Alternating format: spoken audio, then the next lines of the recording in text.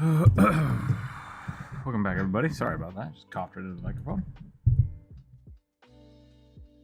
It is Friday. Friday stream. Let's get everything set up here.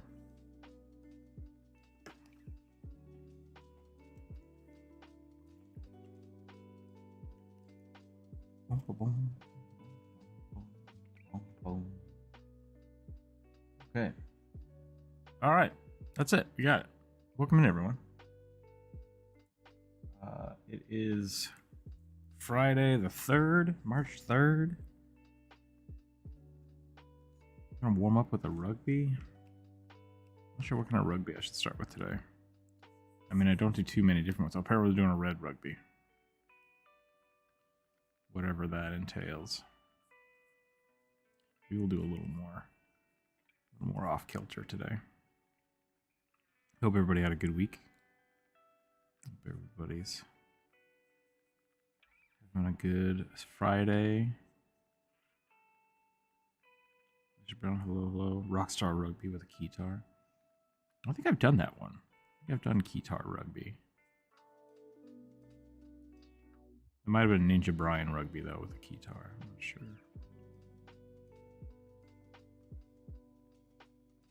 WJ, hello. Wood Elf Bionoid Ranger? Did you already suggest one earlier? Because I still have all the stuff from Wednesday.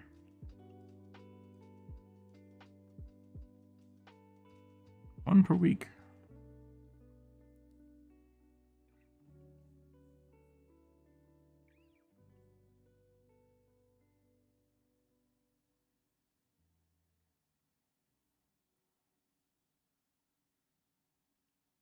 Gotcha. Spelljammers.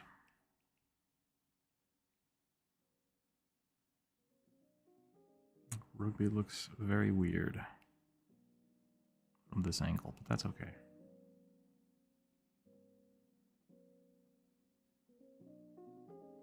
If you didn't suggest one, I'll put it on the list, but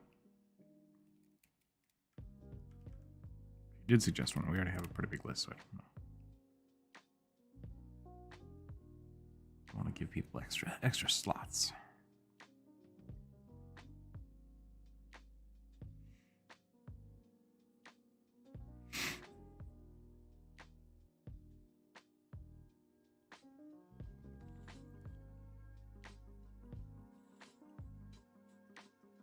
I'm realizing now that rugby looks really weird from the side, just like the South Park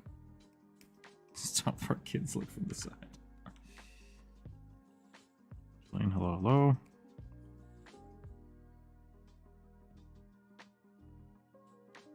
Yeah, WJ, did you already have one on the list this week, or is that your first one?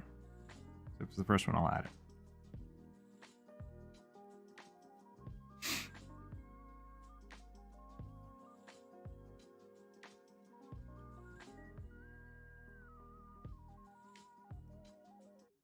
Can't remember.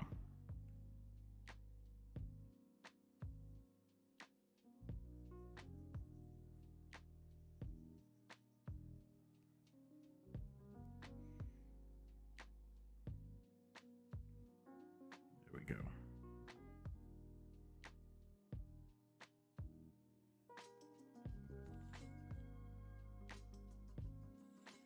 We'll work on some like dynamic poses today, which is probably going to slow me down more, but that's all right.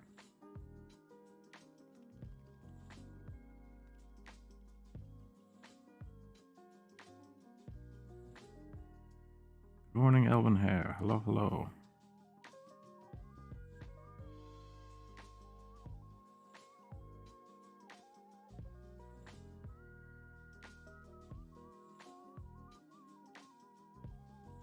Welcome in, everyone. Hope your week went well.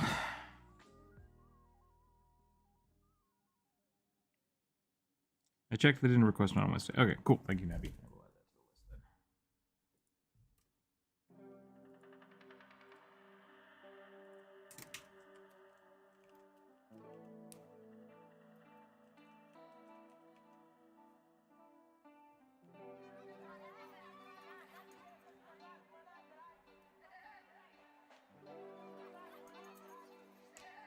Rugby used to have little fangs because he's a bugbear. I always forget to draw them because he's just so derpy. Anybody going to Emerald City Comic Con this week? I think that's this weekend.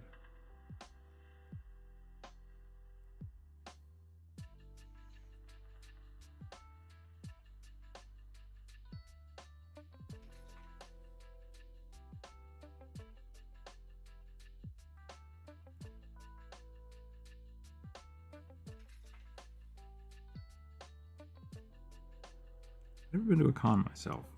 They're fun. I'm not a huge fan of large crowds, so I tend to just wander about.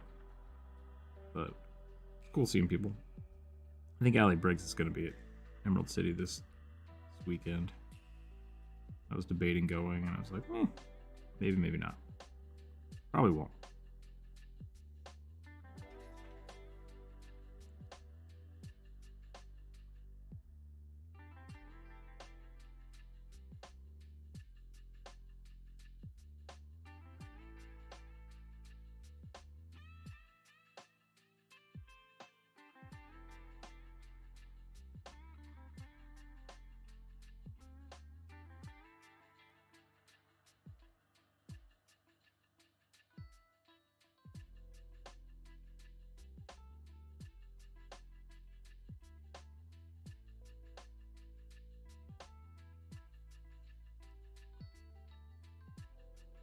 Saw a really cool sketch on Instagram this morning, and all of their, I don't remember the artist's name, but all of their hash lines were parallel, like horizontally parallel, just like perfectly across the board. It was awesome. Great. Might try that today.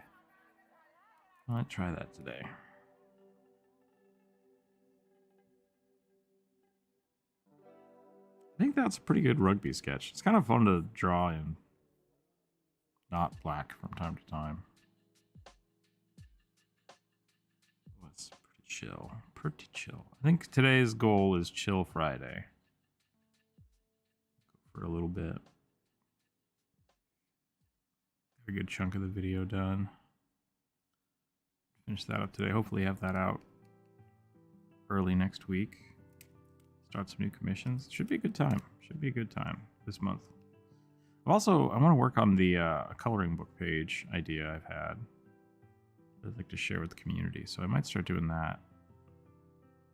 I should start posting all my rugbies on Instagram, shouldn't I? Just flood my Instagram. Sure, should I make an Instagram just for rugby? Rugby the chill day. I'm down with that. Yeah, sounds good. Make an Instagram just for rugby. Rugby the goblin kobold. Bugbear. There we go.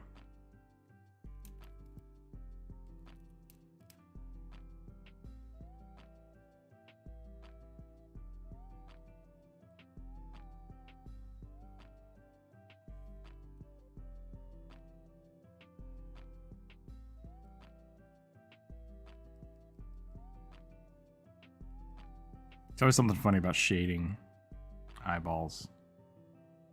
Makes the characters look grizzled. There we go. Okay. So the way this works, for those of you who don't know, I have a large list of things to draw here. I'm going to roll the dice. I'm going to draw one. That's my plan. That's the plan I got for today. That's how we're going to do it. Right die here. Go. Oh, geez, I rolled a 1. All right. Oath of Ancient Kobold Paladin. Uses a shield that's way too big for him. All right. Kobold. I like that idea. That's good. That's good. What color should we use for that? I'm gonna try to not use black today. Kobold. Maybe a dark green? Yeah, maybe dark blue. Let's try that out. Did you think of commissioning rugbies as plushies? Might also add the Instagram idea. Yeah, I have, yeah. I looked a little bit into like custom plushie designs. And as we were talking about that, like Joe Cat came out with his Goblin plushie, and I was just like, I'm not gonna jump on that bandwagon. So I kind of nixed the idea. But sometime in the future.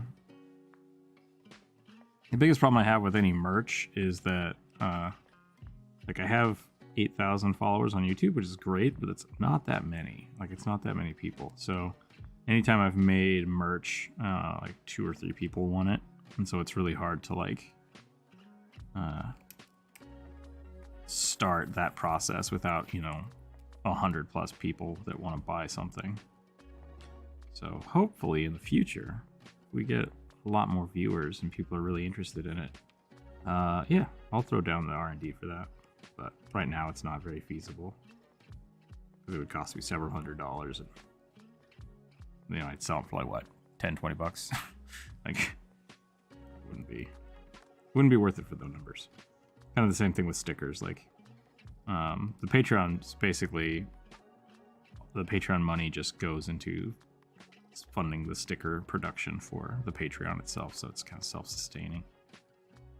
You get a lot of Patreon. Maybe we should do that. We could put a number on trying to develop a rugby plushie for the Patreons, and then if they ever reach it, we do it. That could be fun. I know a few people who would like them on merch, especially for a bugbear like him. Yeah. It's the same thing with shirts. Like I thought about shirts, and I think I've ever sold like 3 shirts. So who knows? Merch is hard. Merch is hard. You got to have those like 100,000 subscribers before that really becomes a viable thing.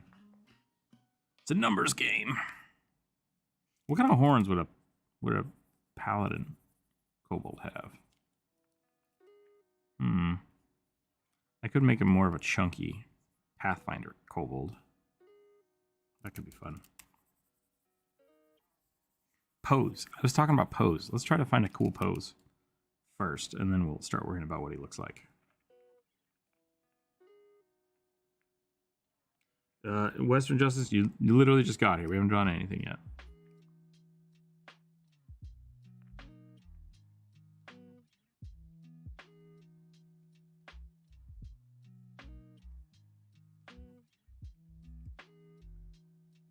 I want to make him a little beefier because he's wearing the armor.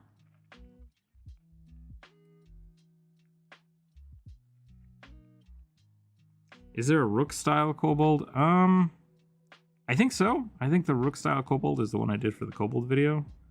Like the Gariel little alligator kobold.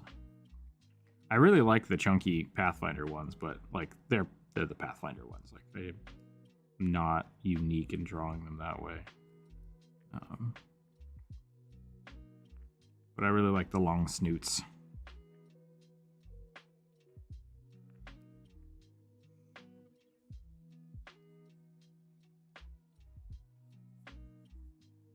I almost want to make this one not. Yeah. I usually draw him pretty hunched. But since this guy's wearing armor and has a huge shield, I'm going to make him stand up real tall. We dress as a kobold. Don't know if you've ever done that. I do actually have a sticker of that somewhere. And the YouTube, if you're a YouTube member, you have access to those emotes. There's a rugby. A rugby with a kobold hat. Elvin here might be able to post it if you want to see it. It's pretty fun. I guess I might be able to post it. Let's see. Yeah. Oh, nope. It's only for the members. Apparently I can't post my own emotes. That's weird. Maybe I removed it? I'm not sure. I'll have to look into that. That's a good one.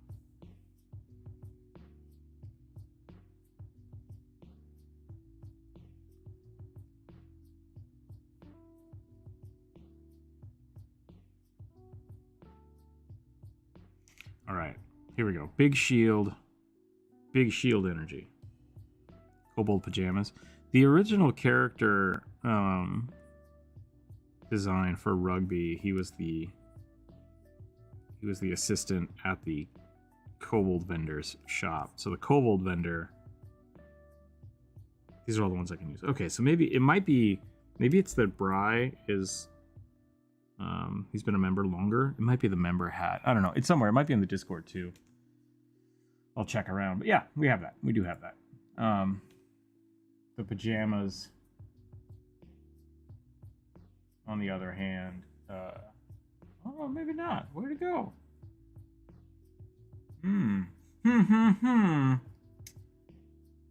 Somewhere that exists. Anyways, the kobold vendor was a goblin in kobold pajamas, and Rugby was a goblin in bugbear pajamas. That's kind of where that came from. So, half dwarf ranger, think water world. Is that the suggestion you want me to add to the list?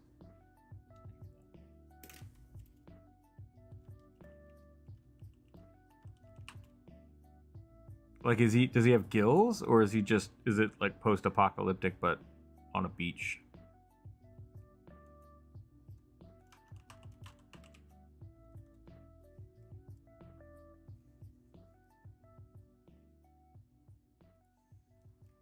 We'll put it on the list.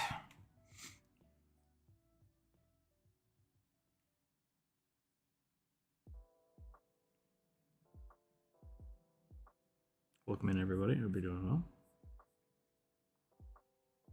Give this kobold a battle skirt. Battle skirts are cool. More like if a dwarf found the wonders of cave diving. Okay. Aquatic ranger. Maybe a coastal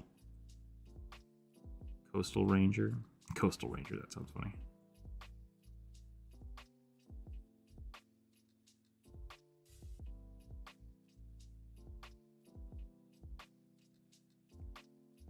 I don't think this kobold has any weapons. I think he's just got the shield, and I like that. I like that a lot. Gonna give him little tiny legs here and big old. Just watched the, what is it, Jurassic Park Domination last night. I swear that movie was written by AI. Like, it did not have good pacing or dialogue or anything, but it was entertaining.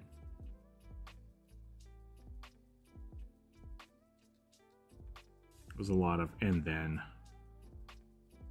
It really does feel like it was like 3 movies, which is always weird. The opossums say, ah! Yeah. Yep. That is how possums do.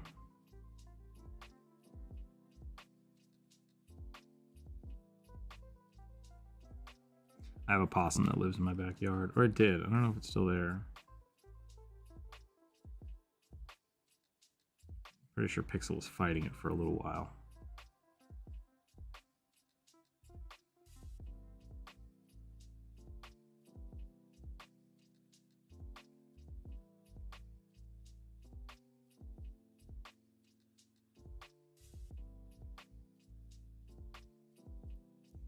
Shield fighting is not something represented well in tabletop RPGs, as far as I've seen, at least without magical shields. Yeah. Pocket there, Chloe, hello. Can't stay long, have a good one. Yeah, thanks for stopping by. Have a group and then mine to take care of them. Nice. Oh, I was thinking about kobolds for a second, but you're talking about possums. Hell yeah. I think we've talked about that a little bit. Pathfinder has a really good system for shield fighting, which I like. Pathfinder 2nd edition is a little bit weird because the shields are activatable, essentially. Like, you can decide how and when you want to block with a shield. And then they have hit points and they break, which is kind of cool and kind of awful. So I think there's a few different things you can do with it, but the Shield Champion is really fun to play. Basically, you can Captain America people and stuff. Just run around with the shield and bash them. Close enough, yeah.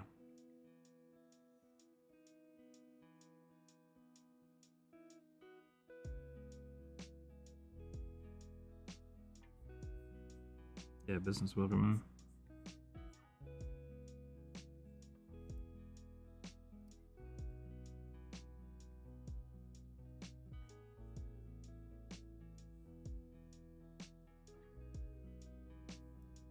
Oh yeah, the plasmid for the thumbnail. Yeah, that was good. It was a fun drawing. Enjoyed that one.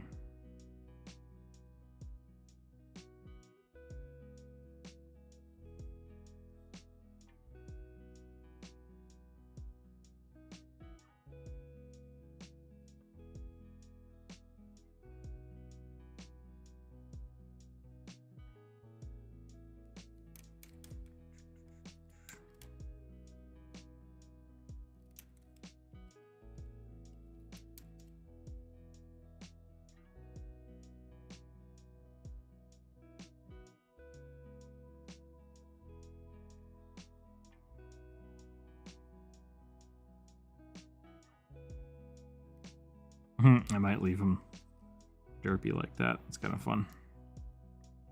I think little kobold horns should, like, you can't really tell if they're horns or ears. That's the way I like to draw kobolds. Sometimes I do give them ears, which I think is fun. I have a guy in my party who uses double shields. That's pretty awesome. I like double shields.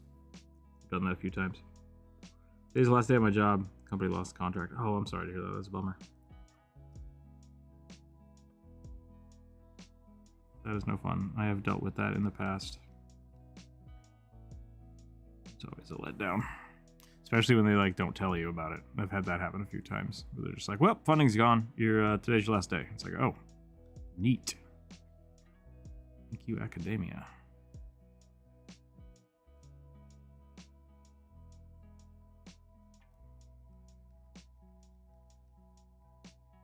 So yeah, super bummer. The whole thing is he thinks he is a pacifist even if he hits them with the shield because they're defensive and not offensive. Well, that's wrong, but he can believe that all he wants, you know? He has to rationalize it to himself that way.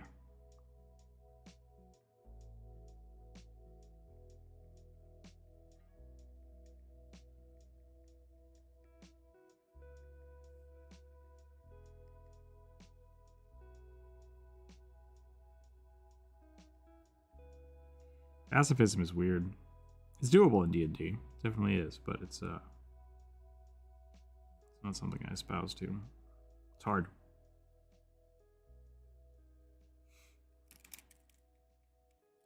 So we're playing on hard mode. They didn't tell us until yesterday, and the new company's taking over is just bringing in all new guards instead of doing the smart, ethical thing. Yeah, that sucks. That definitely sucks. They should at least give you an opportunity to, like, apply for the new job stuff. Let's poop on them.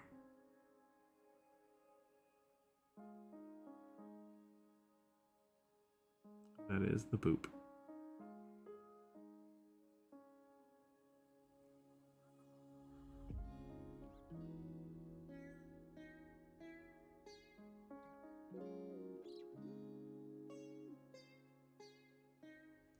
Am I able to add another suggestion? No, we only do one suggestion a week. Yeah, that's the rules. You can apply. You can add another one next week. Usually post the suggestions on Monday, or you can just add it next week during the stream.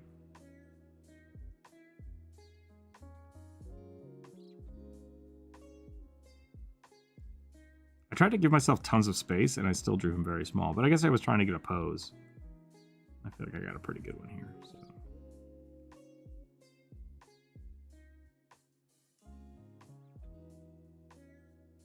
I'm still happy with this. But I think there's our little kobold shield. I think that's fun. Maybe we'll give him some little nose bumps.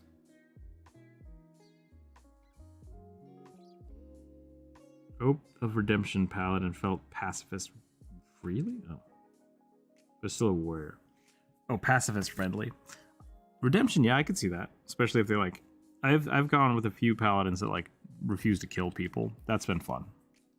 Kind of the anti-murder hobo. That was a pretty cool campaign. Julian, hello, welcome in. What do you draw on program-wise? Miles, we're using Aggie right now because it's for the community day so people can draw with us. And then when I do commissions and stuff, I use Photoshop. I use mainly Photoshop. I have on occasion used things like Rebel 5. I think Rebel 6 is out now. I don't know if you can buy Rebel 5 anymore.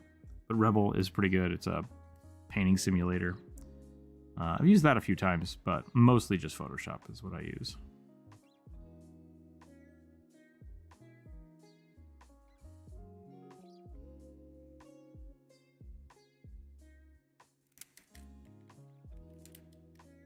This little dude has very long arms, I just realized. He's very noodly. Hey, Rook, how are you doing today? Dino Donut, I'm doing alright. I'm doing okay. Supposed to be rocking an eye patch right now. I'm not. I should probably go get that real quick. My eyes are feeling alright. My right eye is still hot garbage, but it's supposed to get better, so we'll see how that goes. Just gonna take a while. My pacifist character murdered people, but only because one murdered all of the other murderers. With the only character who would definitely commit all the murders. Pirate Rook. Yeah, that's how I feel right now.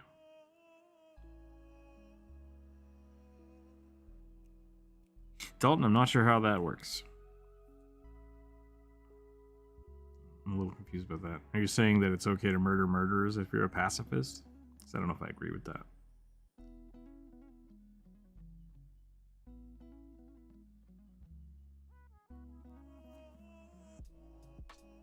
Oh, because one murder is less than the murders all there.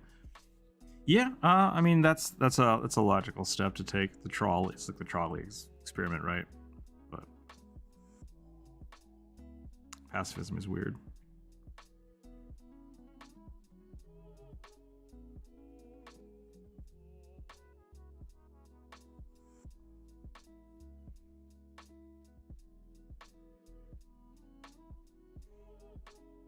If you kill them with kindness, can you catch a murder charge? It depends on how you do it. All right, that is the kobold. I think we're gonna call that one there, and I'm gonna move on to the next one. Roll the dice. A 3. A Knoll hyena cleric that worships the god of fortune. What's the god of fortune? Like, are we talking about like fate, like fortune telling, or are we talking about money, like the god of avarice? I may name my sword kindness. That makes sense. What better way to murder everybody than with a pun?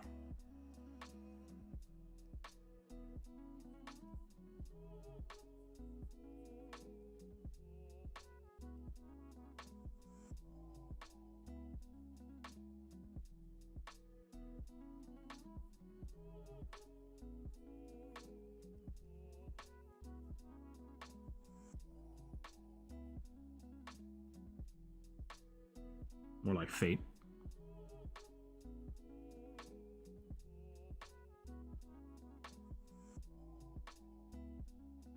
Yeah, murdering murderers is sound logic, but doesn't work for pacifists, in my opinion. Yeah, I don't think so. I think the whole point of pacifism is the refusal of violence.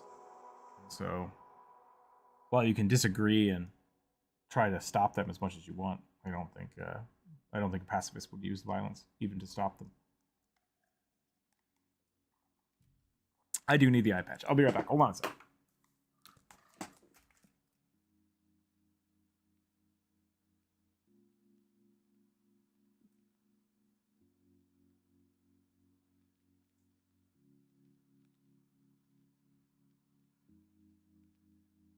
Can't find it.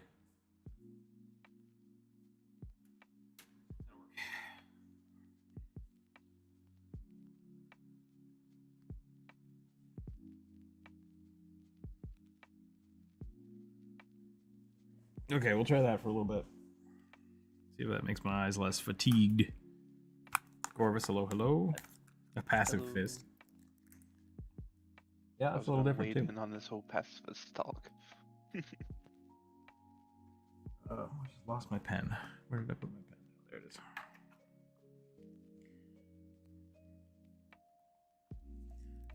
It's a nice moral conundrum that makes some people's RP fun. That's true. Yeah. I mean, you can try to be a pacifist, right, and then do it. I've had a lot of people. It kind of goes back to the lawful, stupid, lawful, evil stuff. It's like it's okay to attempt to be something. I think that's fine. Yeah. Someone who has taken classes in nonviolence,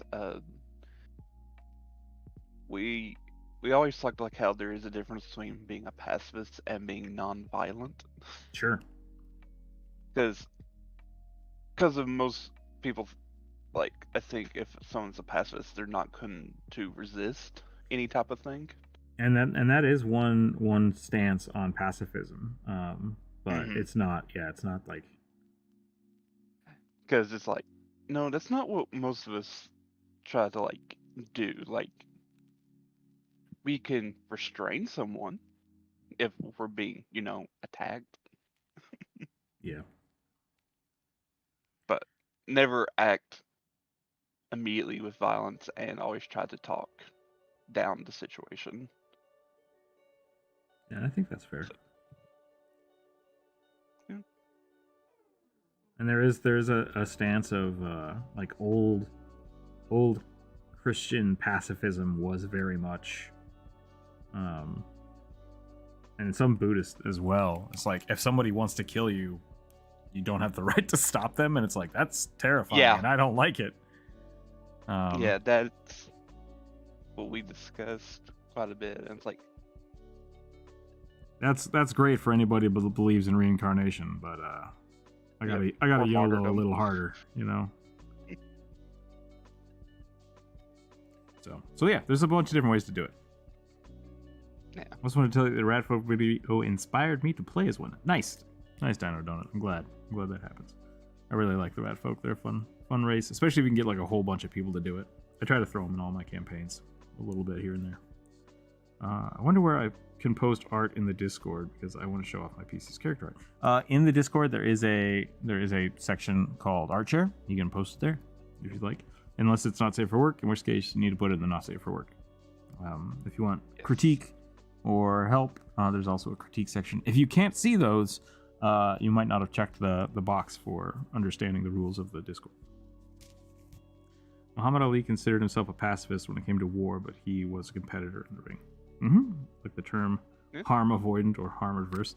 Yeah, boxing is interesting because boxing and martial arts, while they can be violent, they're also designed to control violence and use it effectively. So I think that's an interesting one. There's been a lot of really cool philosophers, I would say, that use boxing and wrestling and other sports and things, which are inherently, I would say all sports are inherently violent, even like if they're competitive. So they restrain it, I guess you could say, or channel said violence and not just let it fly willy-nilly. For more on this topic, go check out Musashi. I don't know when it was written or who wrote it, but check it out. Musashi. Good one. Oh, yeah, I guess that makes sense. Are you referring to the 5 Rings? Let me go. I have the book. Let me just go look. Hold on a second.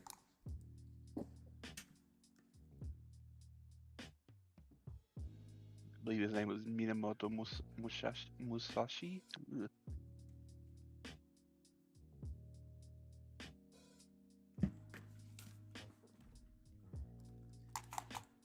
Musashi by Eiji Yoshikawa. Oh. Classic samurai novel about the real exploits of the most famous swordsman. So I think in this book, Musashi actually writes the 5 Rings. Like, I think that's how the book ends. Is him writing the book. Not this book, but that book. So the 5 Rings. Yeah. Pretty cool. I need to. Oh man, this book is old and water damaged, and it's been through a lot. It lived in the back of my truck for about 4 years. I just tried to read it at work. He was like never defeated in like duels because he was like after all the wars happened, or just after it. I think so there was lots of like dueling going on. I remember right, he was born. Yeah, he was born like after all the fighting had happened, and his family was killed, and he murdered a guy, and they were gonna execute him, and someone realized like how kind of messed up his childhood was, and tried to make him rein in his rage, and it made him an amazing sword fighter. So really cool. Never wanting to kill after having trauma, and I think that's a good character arc. Like that's a great character arc for anybody.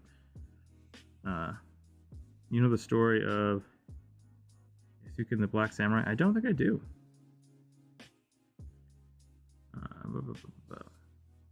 He was a freed African slave in Japan who, one of the famous warlords, Nobunaga, he was really interested in him because he thought he was actually super dirty. Because not knowing what a black African was. Oh, interesting. Yeah, so like he had like his house servants like scrub him down to like make sure that he's like clean, and it's like obviously he was clean. Yeah, that would be really interesting if you didn't have the cultural reference and you Yeah, did look that different than everyone around you. I can imagine and that being quite difficult for someone to kind of wrap their mind around. he was eventually made like a personal like retainer and bodyguard to Nobunaga. And so he was given the rank of samurai. But after Nobunaga was killed, he was forcibly given back to the Portuguese. Ah, bummer. Yeah. But he's actually a Neo. Nice. Yeah, he's where you get the bear spirit from. I've done something wrong, and this knoll looks like a panda. I was thinking, is this supposed to be like a Tauren without horns? You know, you're right. I've done something wrong. I need knoll pictures. Someone post knoll pictures for me. Working on it. Regular knoll.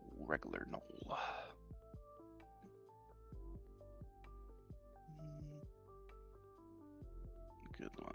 I think this will work.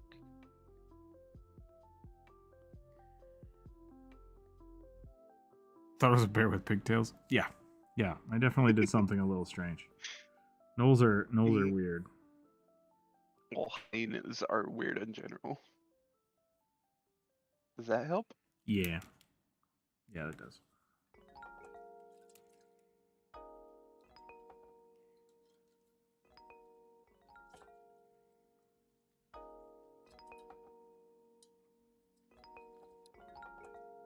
They kind of like pointed but also rounded ears at the same time. Yeah.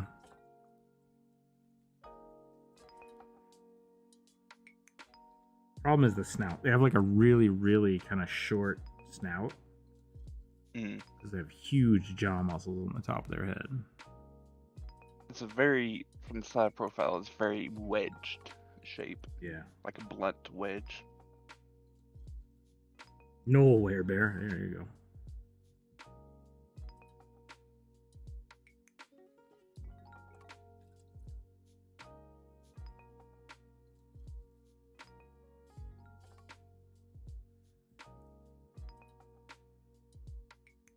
I was watching Ghost in the Shell, so that's where I've been. I'm sorry for the depression you're about to have for the rest of the day. Maybe that's just me. Maybe Ghost in the Shell makes me too existential. That might not happen to everybody. Well, I'm watching kind of the, not the newest thing, but the show that came out like the early 2000s. Standalone Complex?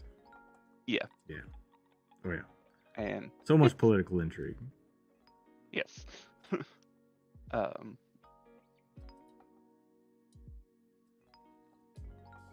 am at the point where they're talking about the little talking robots.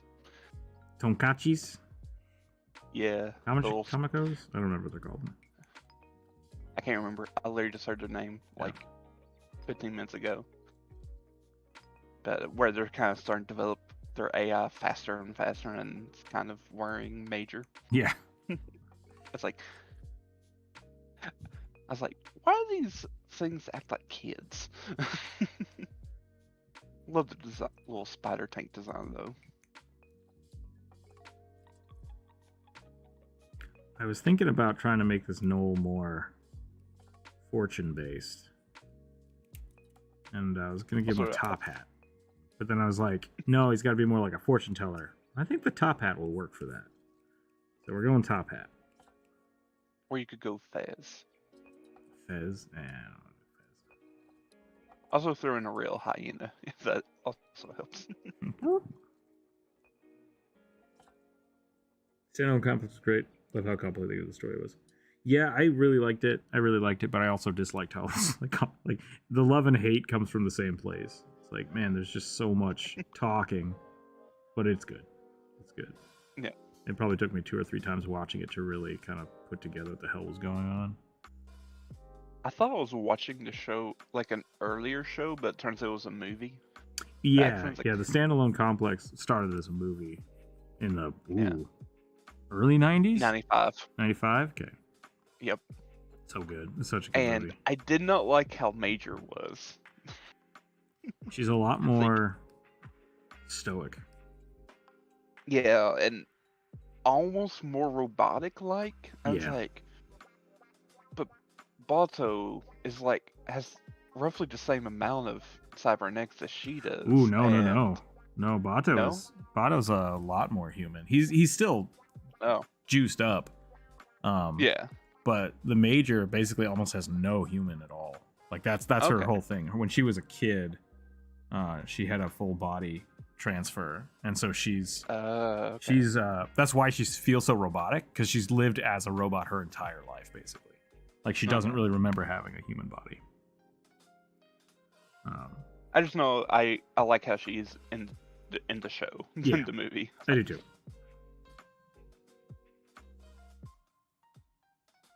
Kind of makes that divide of like, is she more machine than robot, or than human? A bit more thin when they have more personality.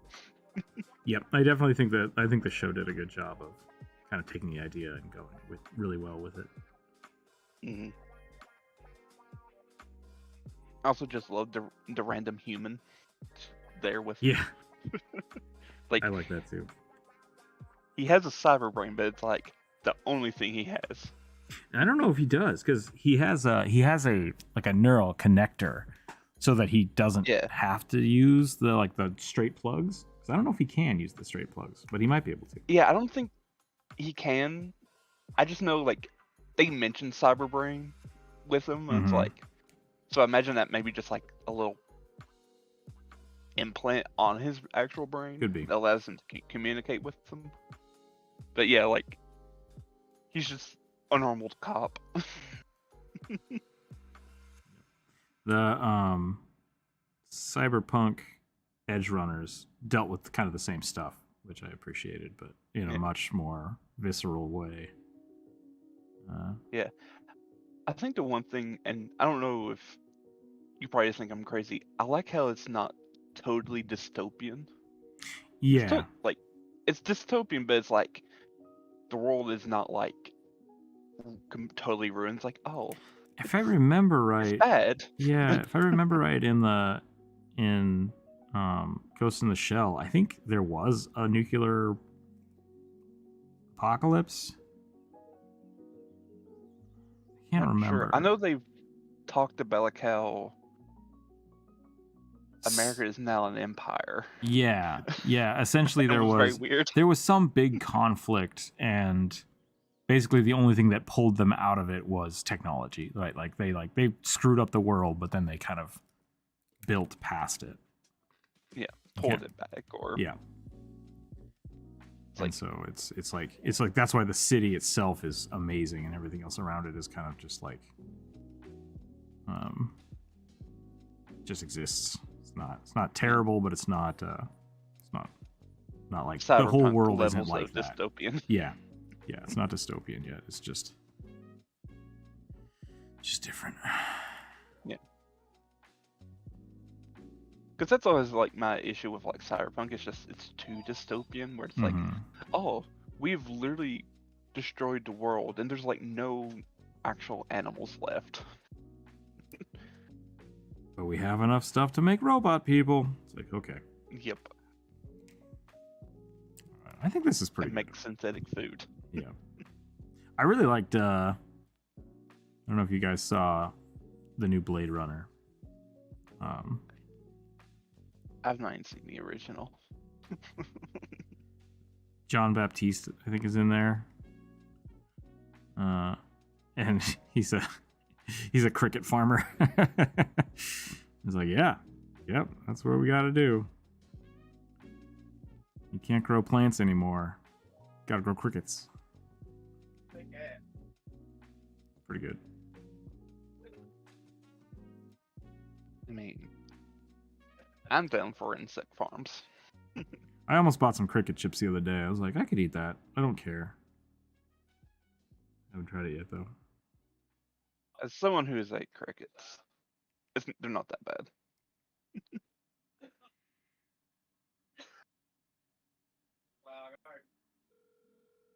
All right, there's my fortune favors the knoll. Misfortune in a null form? Yeah. I guess she has a top hat, or am I thinking of the other? You're thinking of Caitlin. Misfortune does have a giant pirate hat, but Oh, okay. Caitlin has the big top hat. She's got the big sniper rifle. Misfortune has the giant bazonga pistols. Bazonga pistols. Yeah. I've played League like for 3 days. I was just like, I'm good. 8 fried bug not recommended.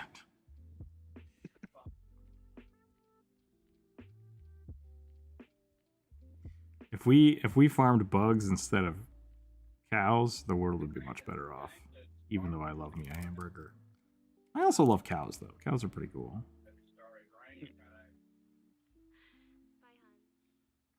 All right.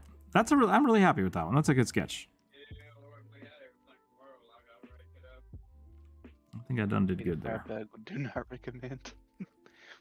Well, that's the thing. You gotta like, if you get live crickets or grasshoppers, you gotta like feed them like fruits and stuff for like a few weeks, or at least a week, so they can taste better. Gotta fill them full of the good stuff.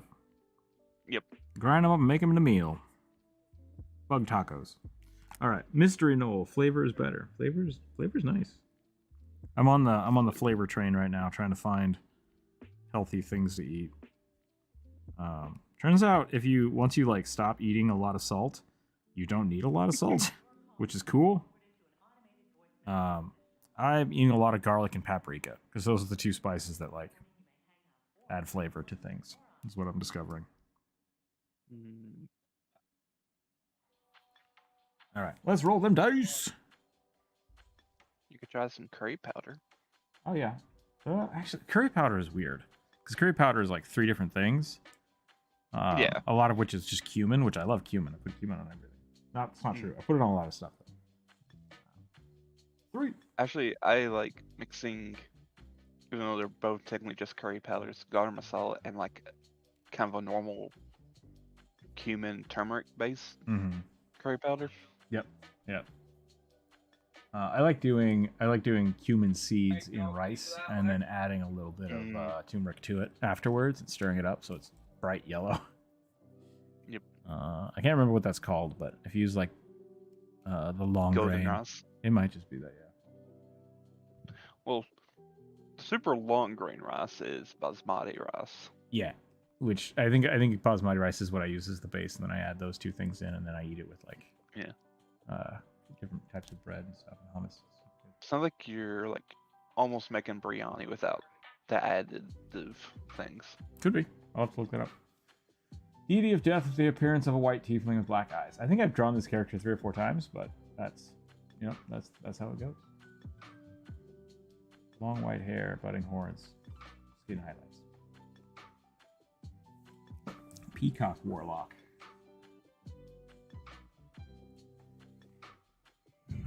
Let's see how we can do here. Tiefling. I'm gonna use blue. Okay. I do not understand. This is not directed at you, person in chat. I don't understand why people drown things in hot sauce. It's just pain. When I was younger, I got really into hot sauces. And like I worked at a Pizza Hut for a few years, and I would make like pepperoni pizza, and then I would cover the pizza in jalapenos. Yeah, I have since then discovered that I like flavor instead of heat, and so yeah, I don't do that as much. Mind you, I used to work at a place that would make Gringo Killer is what they called it, and it was a Peruvian restaurant, and all is literally just mayo, lettuce, and I mean there's some spices, but mayo, lettuce, and serrano peppers just ground up. So it's so hot. Sounds amazing.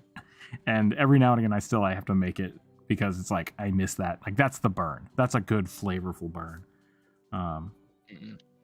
Pain is fun, no kinks though. Hot sauce has flavors, got to push through the pain. Yeah, I don't know. I do like a lot of hot sauces. I have quite a few in the fridge, but like I don't like hot wings as much because it is too much hot and not enough flavor. Yeah. So when I make hot wings, I'll usually make like a very buttery hot sauce, and then I'll have more heat. So if like it's not hot enough, you can add more. But I try to make them more flavor than heat.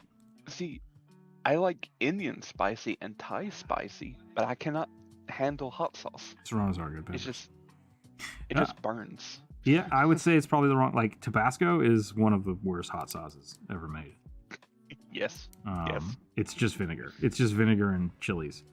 So yeah, if that's what you think hot sauce is, yeah, exactly. But like Valentina and Cholula, really good, really good. So spice. Yeah, I had pretty authentic Thai food when I was living in Virginia, because the owner of the restaurant's grandmother moved from Thailand and just basically took over the kitchen. So everything was like, if it was like throw 3 peppers, it's actually like 5 peppers. Yeah, I there used to be a Thai place in Pullman, Washington. There's 2 Thai places. There was a really good one that made amazing food, and then there was one that when you asked for 5 peppers, because my friends are idiots, it made the whole restaurant so hot that it burned everybody's eyes. Yeah.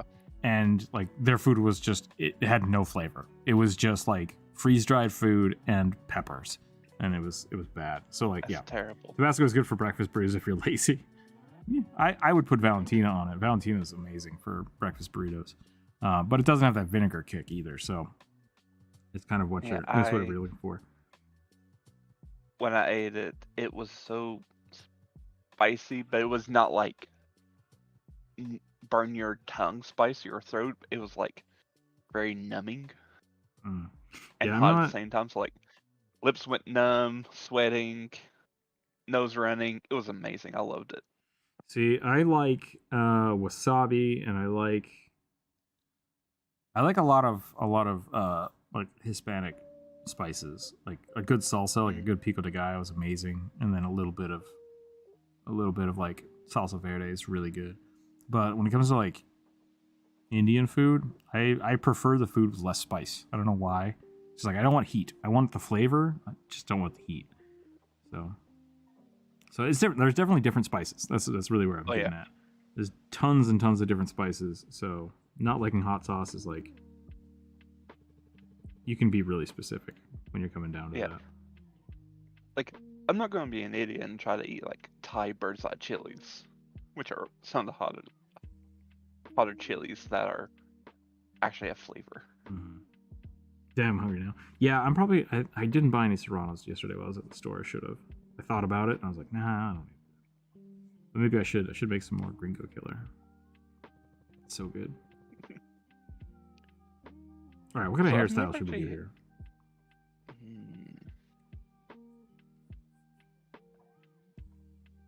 What was that? I was thinking giant poofy hair. You can do giant poof. She's supposed to have like her. So this is a weird character, because it was a character and then they became the god of death, I think. I've drawn this character a couple different times. Yeah. And so their sigil is a peacock. So it's like, do I make them look like a peacock? But if they're the god of death,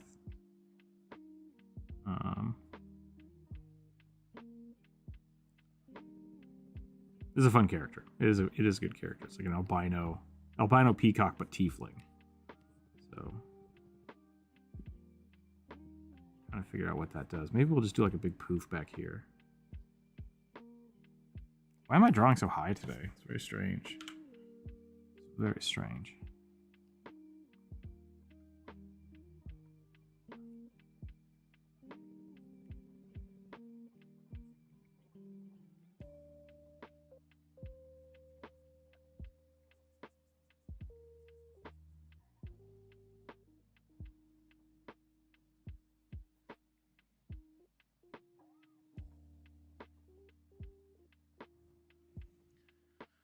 Boom, boom, boom, boom, boom, boom, boom. Trying to draw the stars? I hope not. Spicy indicates heat by flavor. Heat is mostly just the amount of burn you can have without flavor factored in. Yeah, for a long time, Tabasco was one of the only hot sauces you could get. When I was a kid, like there was very few actual hot sauces you could buy at the store that wasn't just Tabasco. So, whole generation variety of Tabasco. Mm-hmm. Whole generation of foodies have made hot sauces amazing, and like my parents didn't know about hot sauces until I started getting into cooking and stuff when I was older. Threw in a peacock crown from Big Trouble Little China. That Oh Lord. If you want that.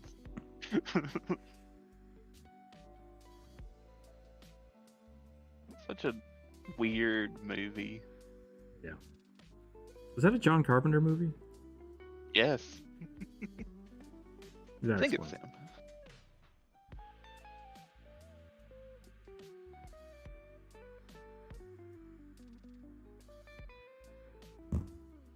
He also did the music.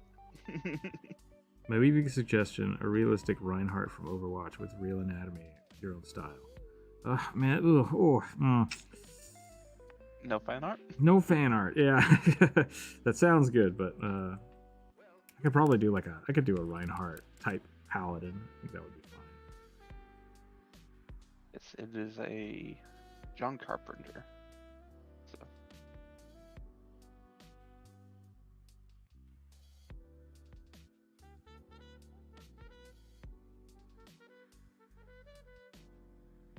The problem with doing a Reinhardt in my own style is Overwatch style is what I aspire to be, so it would just be the same.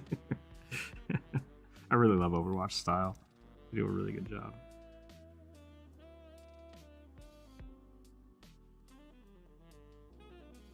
How is Spazcat doing today? Which one is Spazcat? Is Spazcat Skipcat or Pixel, who is an idiot? Yes. Spazcat would work for both. It's a mispronunciation of Skipcat, and Spazcat describes the other cat, which is Pixel. Skipcat is sleeping, hanging out.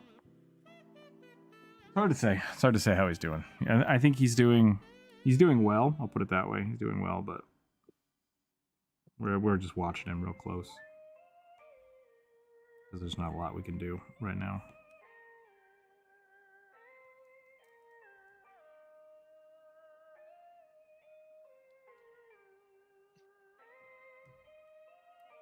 My mother called me yesterday. She's like, I'm signing up for an art class. I was like, that's awesome. She's like, you should teach art classes.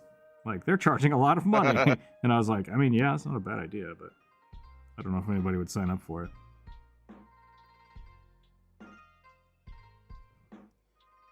Something people are interested in. I think we'll do like a little tutorial video with Druid this month. Do another Artist Arcana.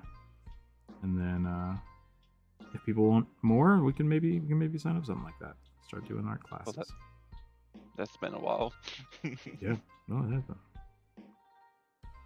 I think the best Artist Arcana video we did had like 500 views. So it's like, oof, that was a lot of work for 30 cents.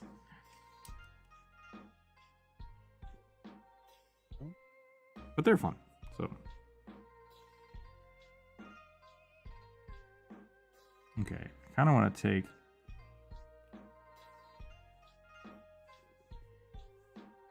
I like that design.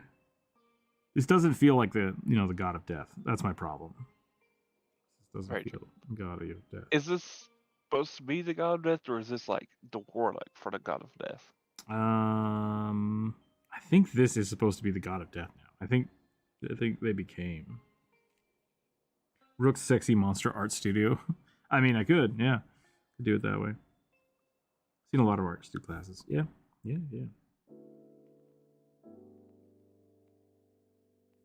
I just don't know if people are interested in it, you know. It's the same thing with the plushies. Like, it's hard to find people that like do want to commit to something before it comes out. Everyone loves plushies. Everybody loves plushies.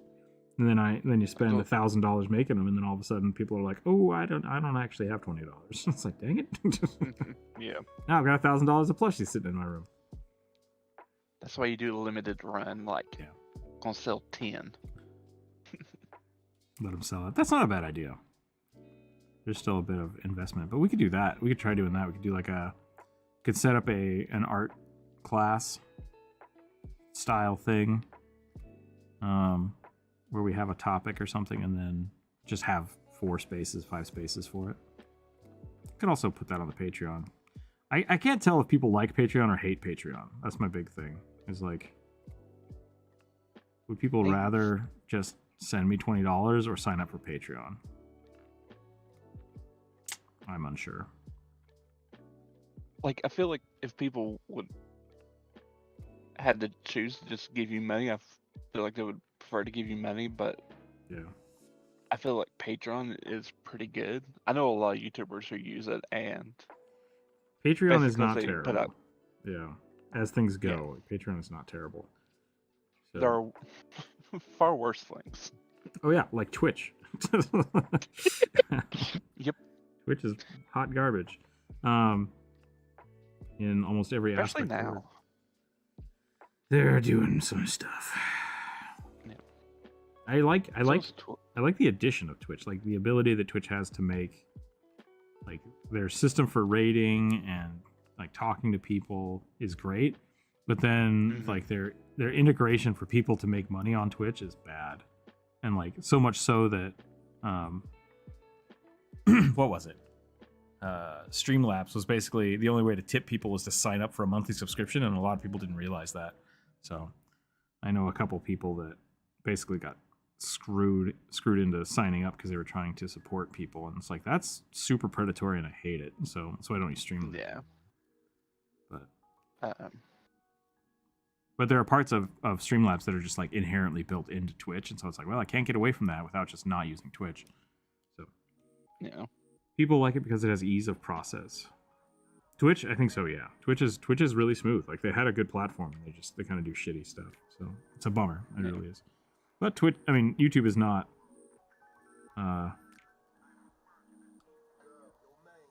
They're not much better, but they are better. They've definitely cleaned up their act a little bit. Yeah, I know a lot of people were thinking that TikTok was gonna like replace those things, and a lot of people who made it kind of big on TikTok are actually migrating to YouTube. Yeah. Well, because they can actually get paid. Yep. TikTok is a weird situation as well. Oh yeah.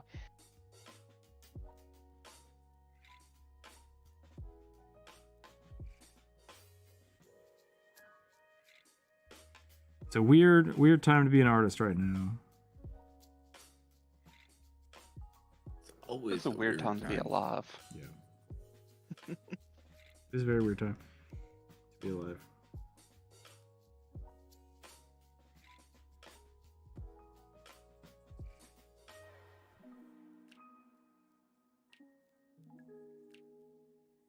So the Tanuki are coming to Pathfinder.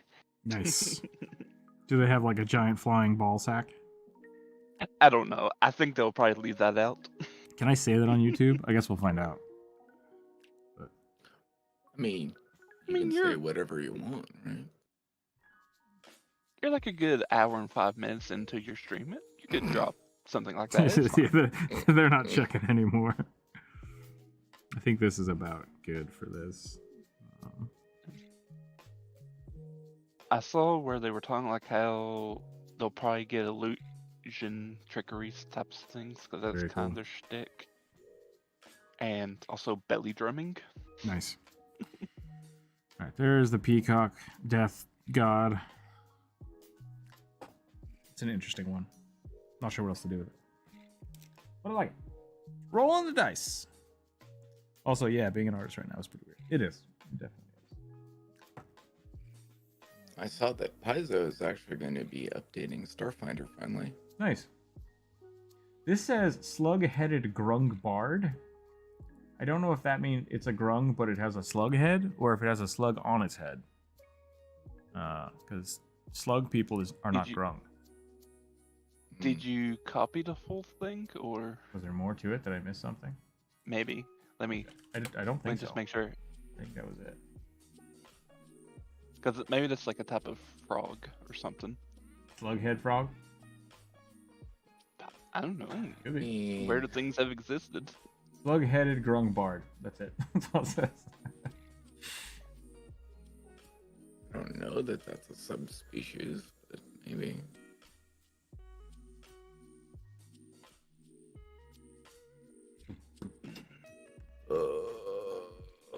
I want pizza so bad.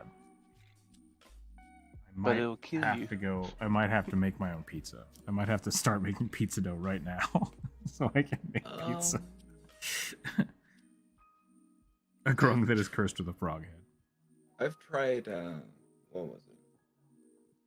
Making like a gyro that's in the style of a pizza. Did you say a churro? Gyro. I don't know what that. Oh, like a hero? Gryo? Yes. Gyro, gyros. Yeah. Gyros. Yeah. You know, it's Greek.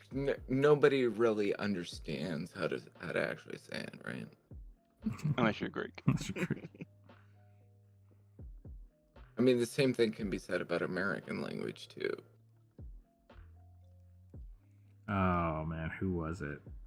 I saw a funny post. I've drawn a catfish. That's not what.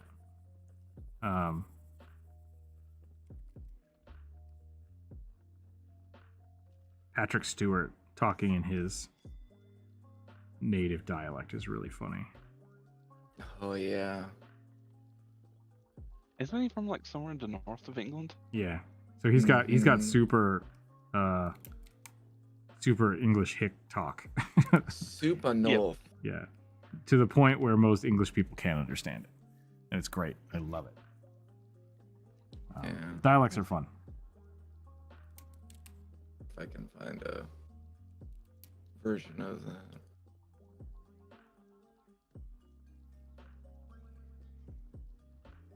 It's proper British. Oh. Yeah, he's from Yorkshire. Yep. Yeah, he would have definitely a thick British or thick English country accent.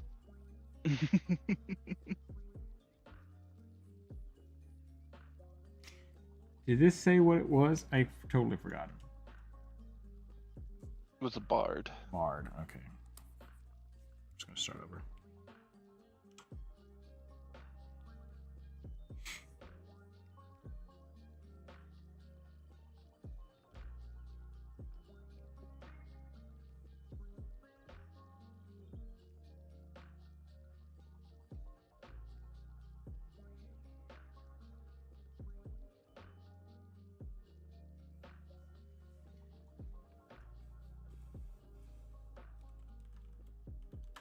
So I can't find the original video, Corvus, but I'll send you this link to a similar situation.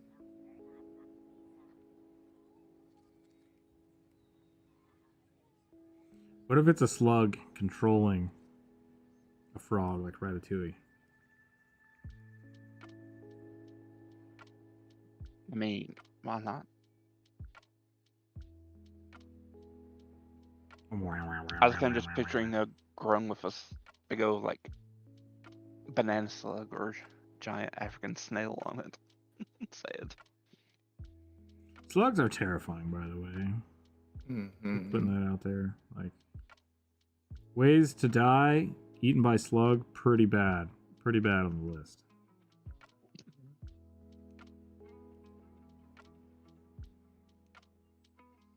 Have there been slugs that massive? I mean, just anything. Bugs have it rough. That's all I'm saying. Like, the bug life is not a pleasant one, to say the least. And slugs are part of the reason for that. I just know slugs like eating on my lettuce that I grew. They don't have jaws, so they just absorb you with teeth, and it's terrifying, and I don't like it. Wow, wow, wow.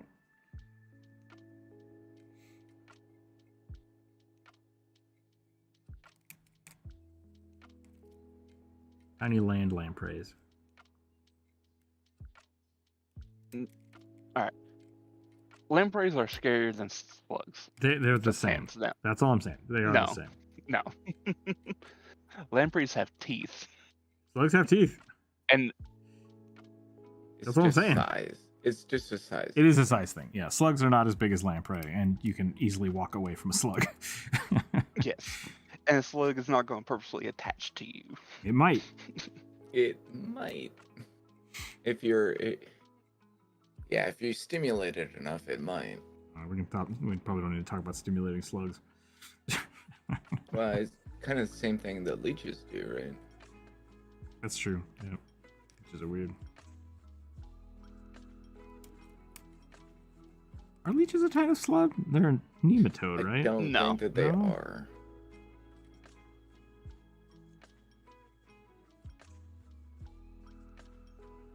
Leeches are weird. Nematodes might be single-cell organisms.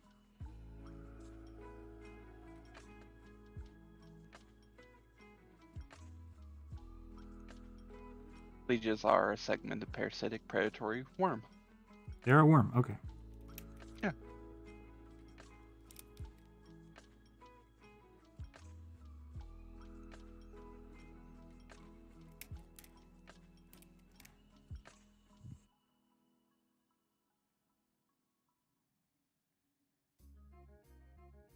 This is how I feel right now. Land leeches. Land leeches.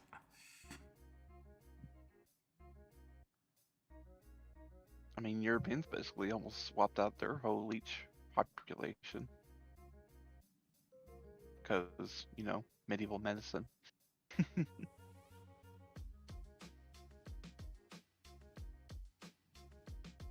Okay, so I googled snail teeth, or slug teeth.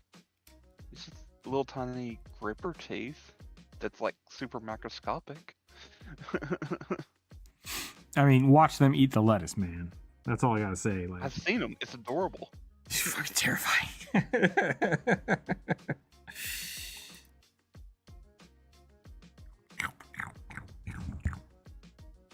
You could do more harm to the slug than it will ever do more harm to you. Oh yeah, no. Unless you try to eat it, and then it might poison I'm not inherently scared of horses, but like, but the bones terrify me. Gotta respect it. I'm just saying, slugs not inherently dangerous. Gotta respect them. If they ever get the size of a horse, you know, then you gotta worry about it. Same thing with. Then we learn how to saddle them and ride them. So that was my biggest issue with the Jurassic Park movie. Domination, I think it was. Whatever the newest one is. Okay, SDM, hello. Afternoon, Nord. It's like all these dinosaurs are all over the world, and people are just like walking around town like, what's this, a dinosaur? It's like, no, they've been around for 10 years. People are farming them. People are like riding them as, as animals. Like, that movie didn't make any sense. The movie didn't make any sense. That's my rant for the day. It's a chill day. I'm not going to get into why that movie didn't make any sense. Beyond that. Well, this whole slug/snail riding thing was about a reference to the never-ending story. Atreyu. No. Oh, was the frog supposed to be riding the snail? No. Okay. I was thinking I about don't think so. horse sat when you mentioned horse-sized slugs, Racing we can saddle snails. up and ride them. Oh, gotcha. Okay, I understand now. I never did understand why the snails would get faster. Did they ever explain that in the book? I never even seen the never-ending story. Oh, really? And like, I mean, I've seen the movies, but I've never seen the book Okay. or books. Apparently, the author hated the movies, so. Yeah, the Read that if movie. you will. Yeah, it's very I different. mean, it gave lots of kids nightmares. Oh, yeah. No, that wolf was, mind-numbing. I like them both, but for different reasons. Okay. There was also a TV show. I didn't know that. I did not know that. What's your That was a opinion little on cartoon. homebrew subclasses for the wild magic sorcerer? I have not seen many. I think the wild magic sorcerer needs homebrewing, so I'm probably okay with them. Like, yeah. Or if that's what you mean, that I agree with that. Like, it's kind of required. My neighbor's brontosaur keeps pooping in my lawn and crushing my car. Yeah, but like, if you had a brontosaur that was pooping, that's essentially gold. Like, you could sell that for so much money. Oh yeah, farmers would buy that. That's what I'm saying. Like, the movie doesn't make any sense.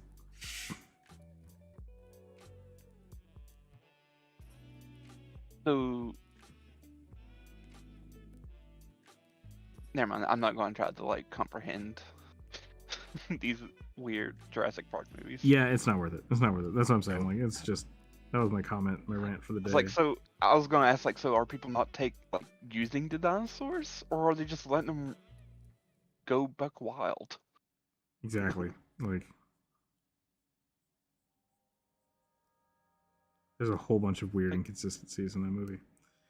I think at some point, like, they have a news station that's like, oh, the government said that only one company's allowed to touch them. And it's like, that's stupid.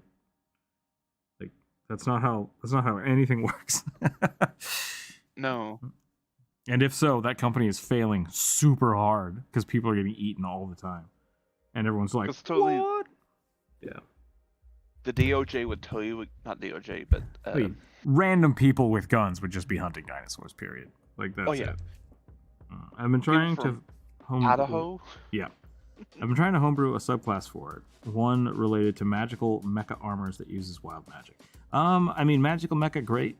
You should look at the Eidolons from Pathfinder. I don't know why you'd want to use wild magic.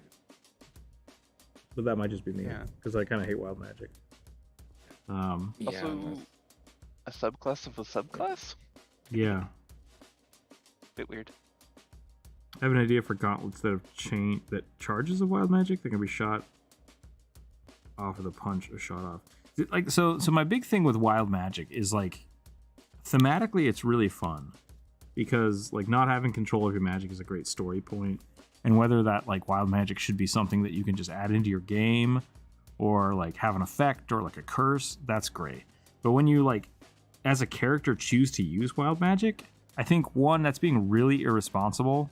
And most of the time I see it plain, they're just lol randoming, and it just makes the game not fun, in my opinion. So, like, having a gauntlet that you have no idea what it does, why would you wear or use those gauntlets ever? Except for the lulls, right? Which I don't mean to like shit on your idea. You definitely, if you enjoy that type of play, do it 100%. But I don't think about it very often for that reason. Those gauntlets exist as a magic item. There are propulsion gauntlets that can just fire off your hand and punch people. Artificers can make them. Rocket gloves, right? Yeah. See, now, and if you had an artificer that, like, you have rocket gloves, but there's a 10% chance that it blows off your hand, would you do that? So I think that's the important part about the wild magic is, like, what's the chances of it happening? Is it always an attack? That's another way to homebrew it. Like, one of these 6 attacks will happen. That's fine. I like that. But that's not inherently wild magic in my mind. Yeah. It's just like... Because that's what they did with the barbarian, where it's like, you roll a d8. These mostly helpful things happen to you. And that's where the homebrew for me comes in, because it's like basically if I cast this spell, we need to sit down and decide what are the effects that could happen, and then maybe we throw in like one or two kind of not so great options. But if one of those options is like instant death, it's like, yeah, never cast that spell. Just don't do it.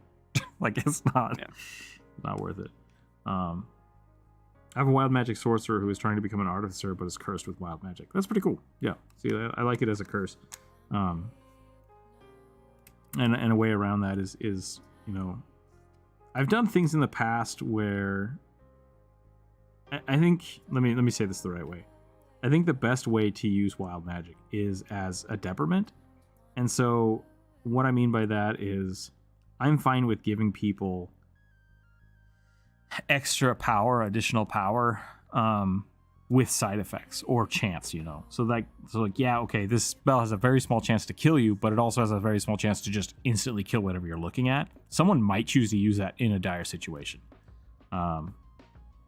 Most situations, people just resign to the fact that they're going to die and end up blowing their character up. That has happened twice to me now. So, try and error for him, mostly using it because it's plasmoid. Yeah, and I think that's good. That's a good way to do it. But once again, it's just a matter of finding that balance so that it is something that makes sense thematically and that your character is not being stupid about using, because that lol random just isn't fun to me. But if it is fun to you, I don't want to stop you playing. But that's my opinion. So. Yeah, the one thing I played with the wild magic sorcerer was one day she got bored and played with the magic until it blew up in her face and led to a point that I was unusable to enjoy the PC. Yeah. Yeah. I do know some people think that it's not random enough, and so they add like other D100 tables. I was like, sure, excessive, but I guess more favorable, where you have like less chances of things literally blowing up. It's like the deck of many things, which I think is a really cool item. Like, I do think it's an interesting item because it does have the potential for like great things and also bad things. But I really do think it takes a specific kind of person to use that cohesively and effectively in a game. Like, you really have to kind of know what you're doing with it. Because a lot of times the barbarians. Yeah, exactly. I think Grog did some fun stuff with it, but at the same time, like, a lot of time you're just it's giving a player of an avenue for trolling the party, which if you give that to the wrong person can not be fun. Like, it can be very toxic. So it's just something you have to kind of look at. Ew, Kermit the Bard here. I'm not sure what else to add to this. I think we did what we set out to. I'm pretty sure that Matt even talked about the full deck of many things. Yeah. And why he doesn't use it. He just uses a partial deck most often. And that I think is like with any wild magic, like, it has to still be in the control of the DM, because otherwise it's a detriment to the story and to the players. So. Yeah, because I believe the full deck of many things, the actual percentage of getting even a good outcome is not great. I think it's, I guess, like 30 or 40%. Most of the things are bad, but yeah. I mean, they're bad because of they would change a story. So sure. Depending on what you're doing, it doesn't really matter. Yeah, I mean, there's only one card that has instant death. The other one's not really a death, but many people think of it as a death. That's a Robin Hood head on the slug's head. Yeah. Because, like, probably the worst card Grog ever pulled was where his soul was basically ripped out of him and taken to the pandemonium. Yeah, which... That's bad. Yeah, most people would consider that to be a... unfavorable card.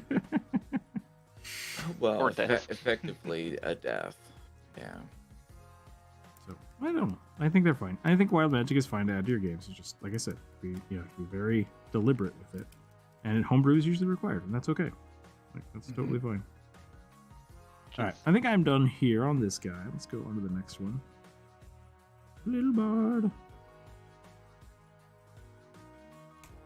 Like a ribbit. Read it, read it, read it.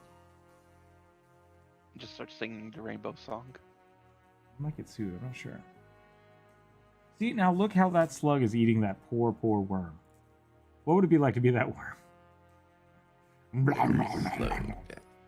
I'm being pulled into a butthole. I mean, Or a that little is lemon. life. Half dwarf Little ranger mealworm. This is like the scuba diving ranger, dwarf ranger. What was it?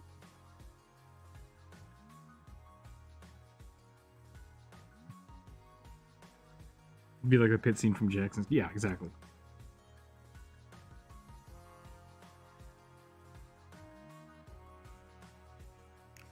It's a dwarven ranger that I think the suggestion was Waterworld, so like, I might do a dwarf in a Oh, Kevin Costner. yeah. I might do a dwarf in a Was that bathing Kevin? suit. Yeah, that was Waterworld. I was just thinking, was that Kevin Costner or I think someone so. else? I can't remember. I believe it was. Same guy that did Postmaster. Yeah. Wait, which one? That one where the U.S. collapses and has to reform. Postmaster, and he's Yeah, I haven't seen that one. let's see. It's not what it's called, but Is he like the head of the post office, and everyone else in the government dies? He becomes the president. no.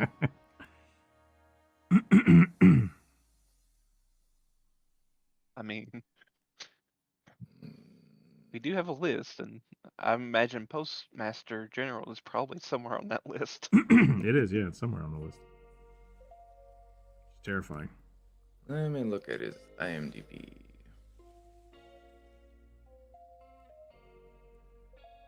Oh, it is called The Postman. There you go. Well, I still haven't seen it, so it's, Turmoil. no, it doesn't matter.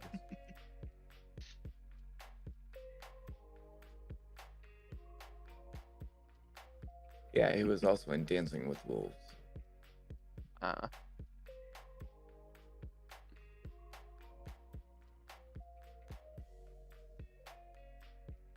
And The Bodyguard. Personally, I think Watsy should rework the Wild Magic origin. I don't know the origin, but I thought it was just like confluences of magic. Make it random, but increase the fun output. I mean, those two things are inherently like against each other. I think. I am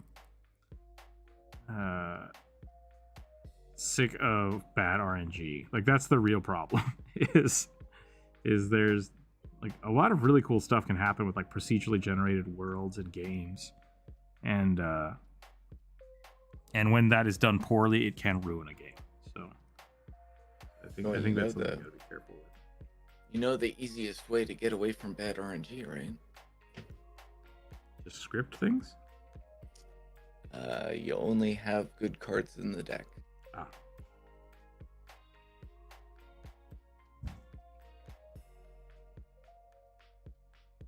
The origin is the subclass. Oh, okay. Yeah, because it's like a bloodline for sorcerers. Yeah, I think Wild Magic Barbarian can be fun, but I also think like Blood Magic and other types of arcane warriors should be a viable option. So.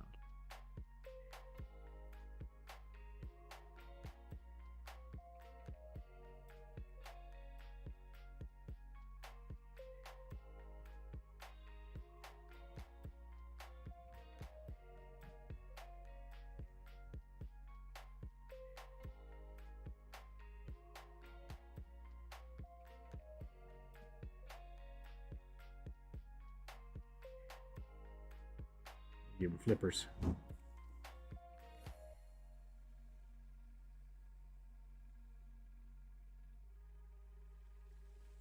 Oh, we got gonna go for the Wereshark Barbarian again? Oh, we could have. I asked if he had gills, and they said no, so I'm just gonna give him flippers. Dwarven flippers. Give him a harpoon or a spear again. Yeah, that's what we need. Get him a spear.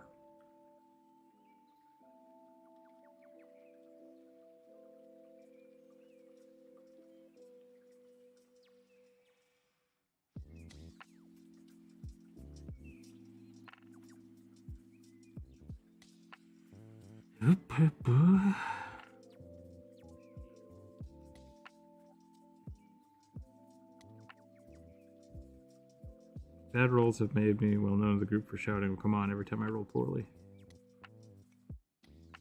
Maybe a homebrew of having affinities of wild magic? Then those magical affinities can change your wild magic board?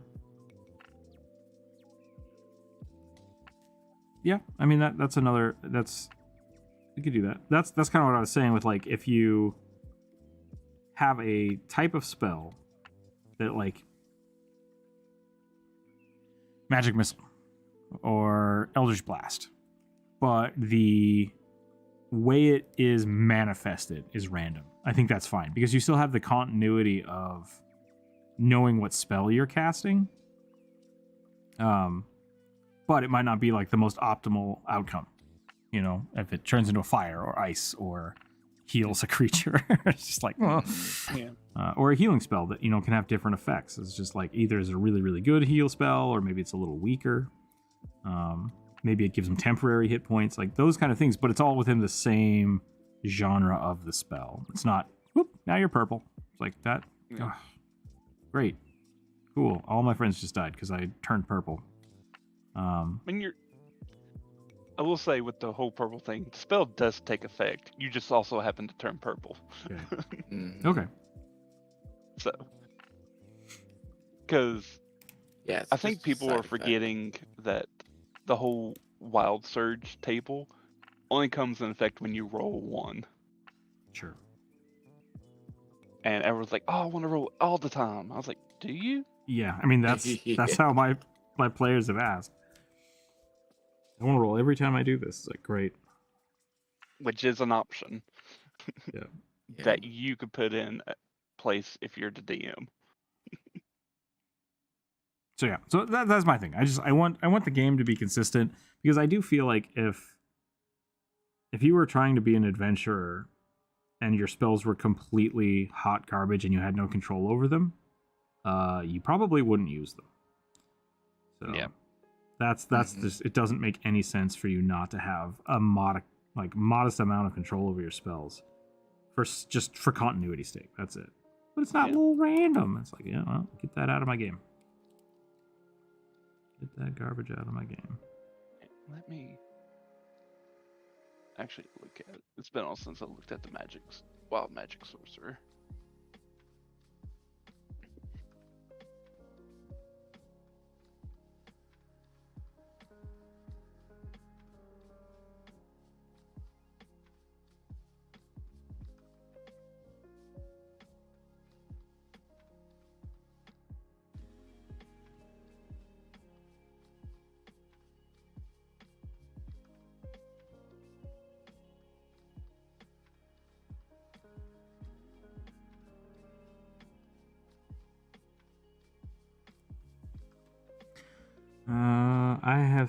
I will say that the Chaos of Magic is probably my favorite incarnation of Wild Magic. Chaos Magic is pretty cool.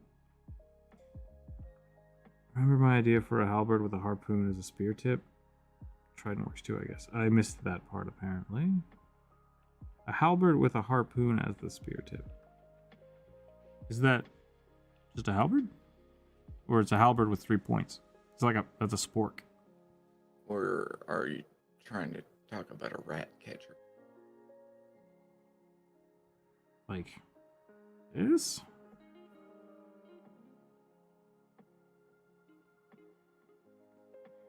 A sleep spell that turns into psychic damage by making the person believe their mind is on fire. See, that would be bad if you were trying to cast a sleep spell and then you lit somebody's mind on fire. Probably shouldn't use that sleep spell. That's Side- literally a phantasmal killer. Is that fantastic? Yeah. Essentially what happens with phantasmal killer. Yeah, it sounds like a bad idea. My wild magic turned my cantrip into a level 9 spell. That doesn't happen. Well, this is pretend that doesn't. Yeah.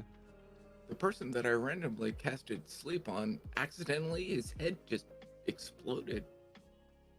That's something that Unintentional crits can be really funny. psychics and second edition Pathfinder can do. It's a feat they can take like at 20th level, where they can literally just make people's heads explode. We distract him, but the effect is different from the normal sleep spell. Do you think as a concept there should be a counter to wild magic, like the magic hunter that has the aura of anti-magic and abilities? I absolutely do. Yeah, I really love the mage hunter. The mage hunter kind of concept is really cool to me, and there's just I don't think they put it into 5e anywhere. Yeah, I don't think so.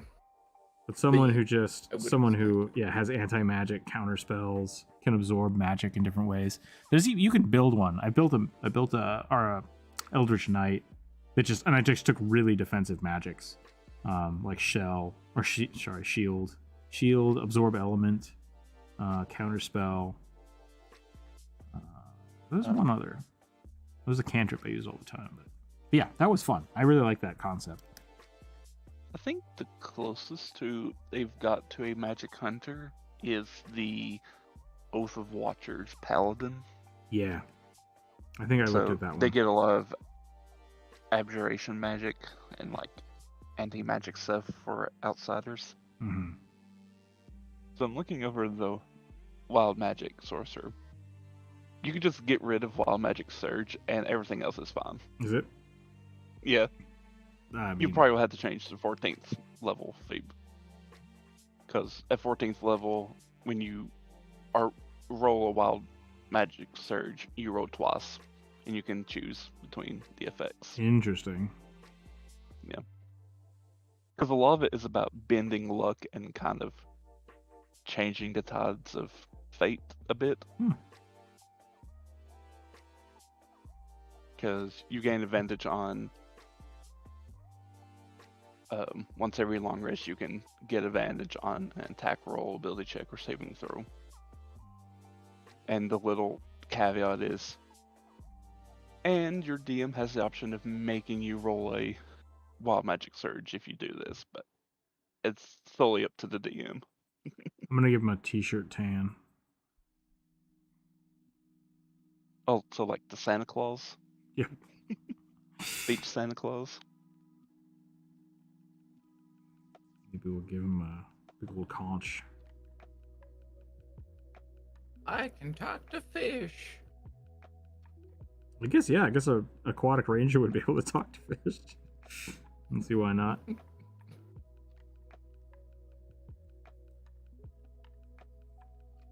little boot knife. Meanwhile, Hawkman is frozen in a block of ice.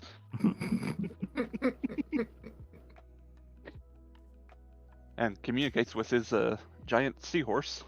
Perhaps as a capstone ability to the mage hunter, you could use magic disjunction to shut down magical items or spells almost permanently. I don't know what that is. Is that a higher level, like, spell magic?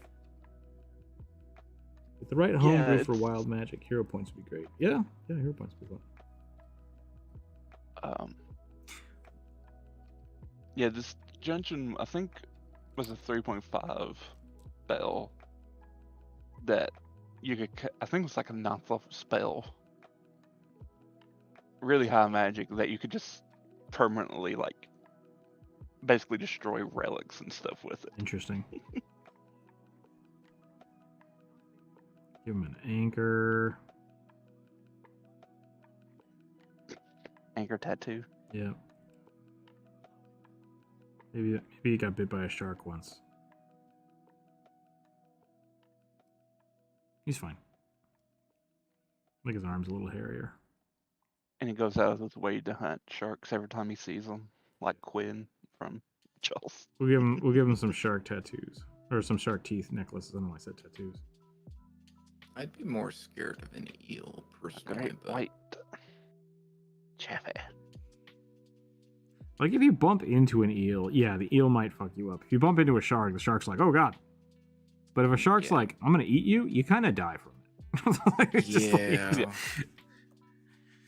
So, I don't know. Granted, say there's very few sharks that will purposely come after you, knowing that you're a human. Yeah, once they realize, oh, that's a human, generally stay away. Yet aging doesn't really matter in D&D, but anything that causes you to temporarily age irks me. So you don't like sphinxes? Because sphinxes have like a roar of time that rapidly age you. Ew. Time dilation. All right. We're gonna give him some curly hair, leg hair too. Why not? All right, there's our flipper dwarf. Flipper. No flippers. The precursor to Free Willy. Who's Willie? Who That's captured a him? sad story. I used to scratch my head at games that have you fight sharks in water. Like, how many times does it happen for reference? Yeah. I mean, I don't know. You ask some Australians, I guess. No. Mm. I just know you're more likely to die from a cow than from being killed by a shark. I think you're more likely to die from a vending machine than Oh yeah. Oh yeah. vending machines fall on people all the time. Yeah, they do, because people grab them from the top and wiggle around. Shake them around. Like, it's like, give me my food. I was at the grocery store yesterday, and there was this lady using the fresh ground peanut butter machine, Oh. and she was just holding the button, and I could hear the blades spinning, and it's like it's not Ooh. getting the peanuts. You gotta shake it. And she's like, what? And I'm like, I'll just shake it for you. So I shook it a little bit, and like the peanuts settled, and it went. And she's like, thank you, and then it stopped again. And she just kept smashing the button. I'm like, let me help you. let me just do this for you. Mm-hmm. Yeah. People get frustrated when they, I think, don't understand how the mechanics work.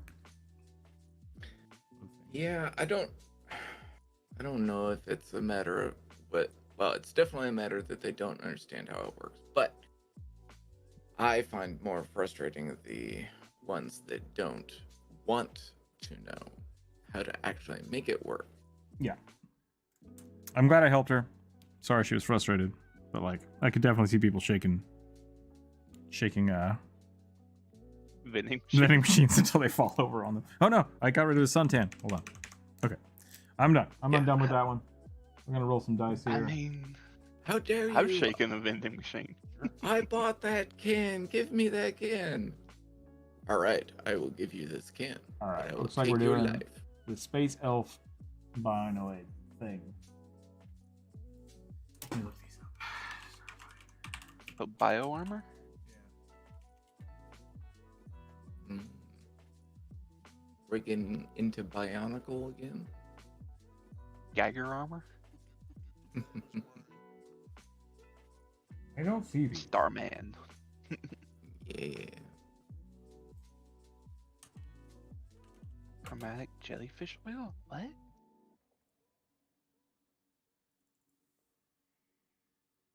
Spelljammer L-Givers. Like, that doesn't help me either. Like, did you make this up, or is this a real thing?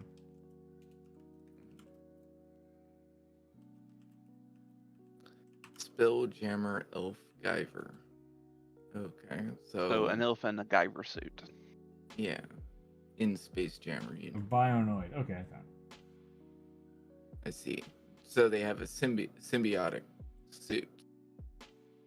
So it's like yeah. Is this a real thing? Okay. Could be cool.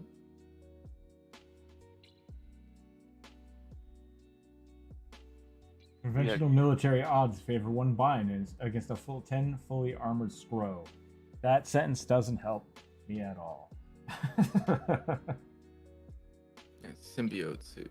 Elfin Imperial Yeah. Navy at the height of the First Unhuman War. Alright. So very buggy, symbiotic armor, and okay, I can dig that. Yeah. What the Spelljammer campaign saying? Yeah, we'll do it. Let's do it. I mean, I love bug armor anyway, so Yeah. Give me that Kamen Rider. Beetle armor. I need to watch Guyver. I haven't seen it. I've seen little clips of it. it's an anime, ain't it? And yeah, Originally, yeah. I think they made it into a live action movie of it, but I didn't watch that They- either. Made quite a few live actions. Most are not good. But, as is the case with most tokusatsu, aka people in big foam latex suits punching each other. It looks like I googled it. It looks like Mega Man, not Mega Man, but Ultraman, but human sized. Yeah. Yeah, kind of, yeah. They redid the Ultraman, or they have a new one on Netflix. It wasn't terrible. Yeah. It was kind of interesting. Mm-hmm. Been going on for like 40 years.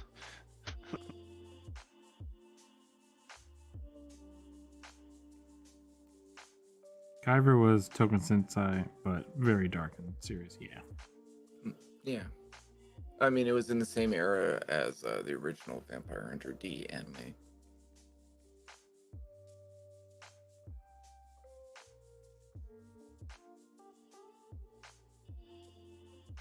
The bloody 80s and 90s. The era of Akira. Yeah, right Actually- around that time. When was Akira? Was that 82, 84? It was It was a long time ago. I'm trying to remember when the movie came out. I never watched it. I had no interest in watching it. 1988. It was the- that? That means it was the probably written in States release? 82.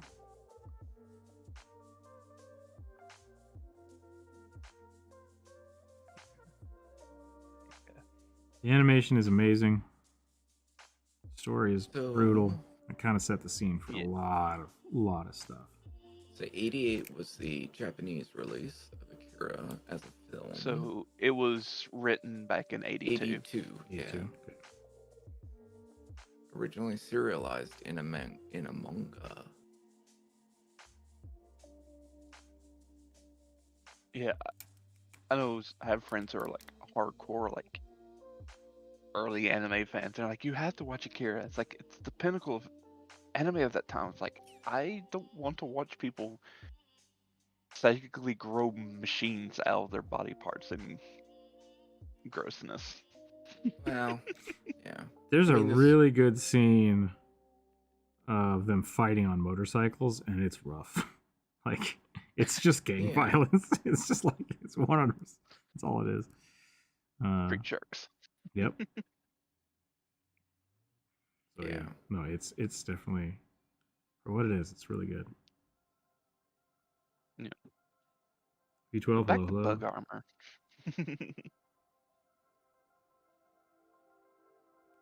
I like enough that I have a swashbuckler who's wearing scorpion plates on Was it- his leather armor. Yeah.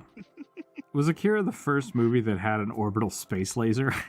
I don't think so. I'm sure that it popularized it. Because, I mean, like, Gears of War just stole that straight up from Akira. Like, 100%. Oh, yeah.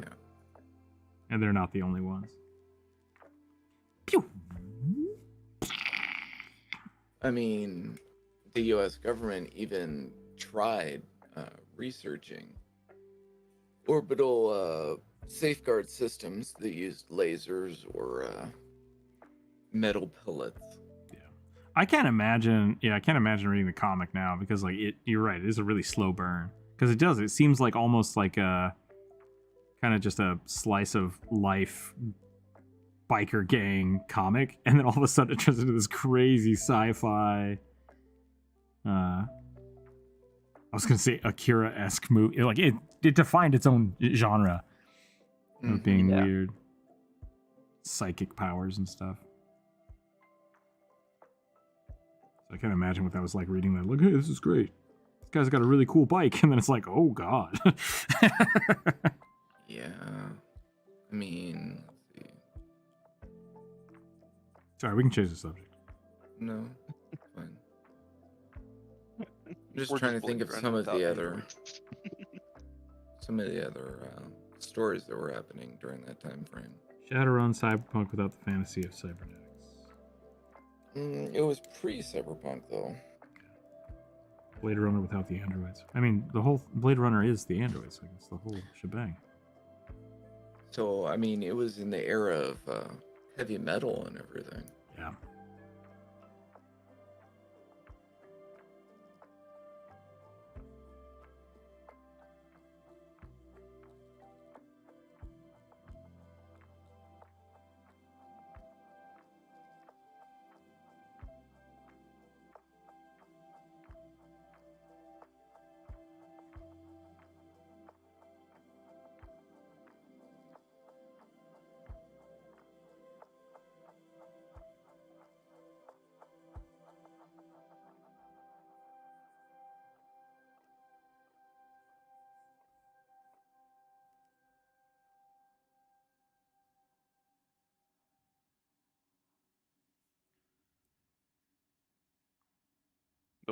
Speaking of said scorpion chitin armor, I'm probably going to be getting rid of it because apparently I just switched to like normal leather armor. I'll have the exact same AC. It's like, okay. What's the point of the scorpion armor then? Just that it's made out of scorpions? Well, the thing was, it did give me an AC bonus, but Mhm. like, I was doing some fiddling, and I was like, oh, but apparently wearing studded leather armor is like the worst armor for a swashbuckler. Interesting. Does it have like Because proficiency negatives on it or something? well, it just doesn't. You don't get as high of a dex bonus with it. Yeah, okay. With say like normal leather armor or just clothes. Gotcha.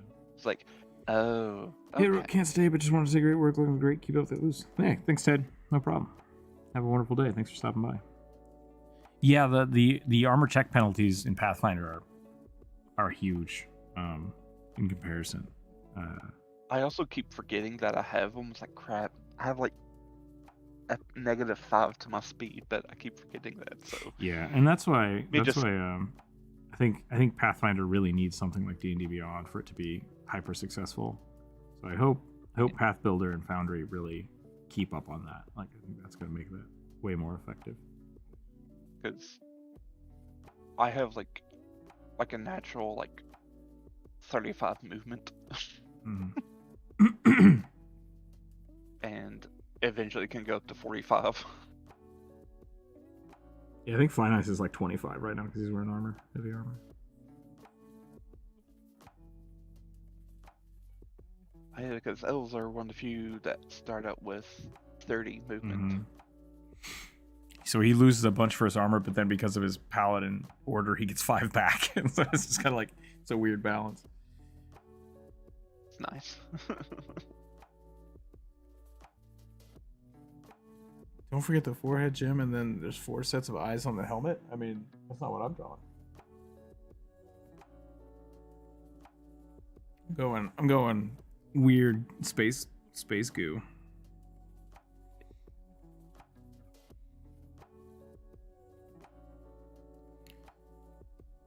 Mandibles and stuff. Oh god. Tabaxi with like Pathfinder set swashbuckler would be insane. Oh yeah. Yeah, the rocket tabaxis. Speedster. Oh, Rocket Lord. cats, man. Like keep the 5th edition mechanics of the tabaxi, just bring add it to Pathfinder with the swashbuckler or monk. I think if you Oh, go on to God. the Tabaxi video, I'm sure there's a bunch of people telling you how you need to have haste potions and like boots of swiftness and all this other crap to make your character just like. No. Somar literally has none of those things and just Yeah, Cascade It's Zero very is all- speedy. Like, I have purposely not have picked up like Boots of Elvenkind or other speed increasing boots because of that reason. Just not the tortured druid.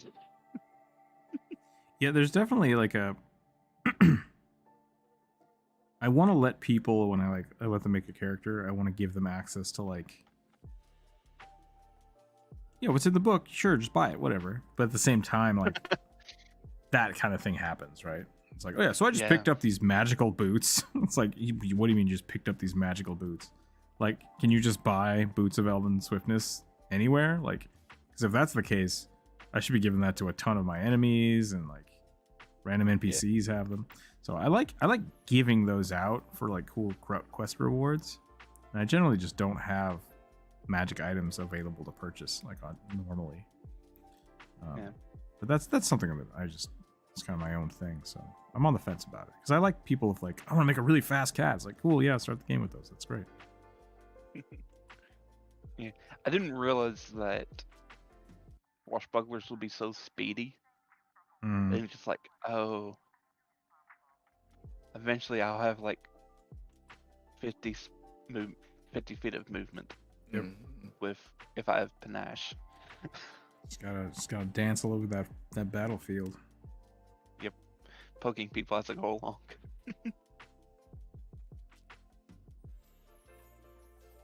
At 1 o'clock. I want to keep going.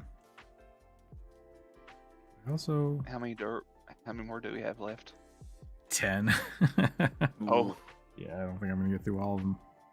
But I love those rubber suit villains from Japan. They're great. Oh man, Tokusatsu is amazing. It's just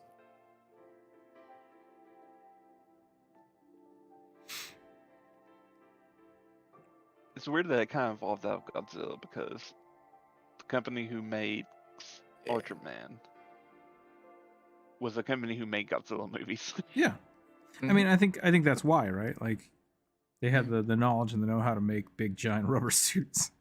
They're like, Yep. what if instead of giant dinosaur, spaceman?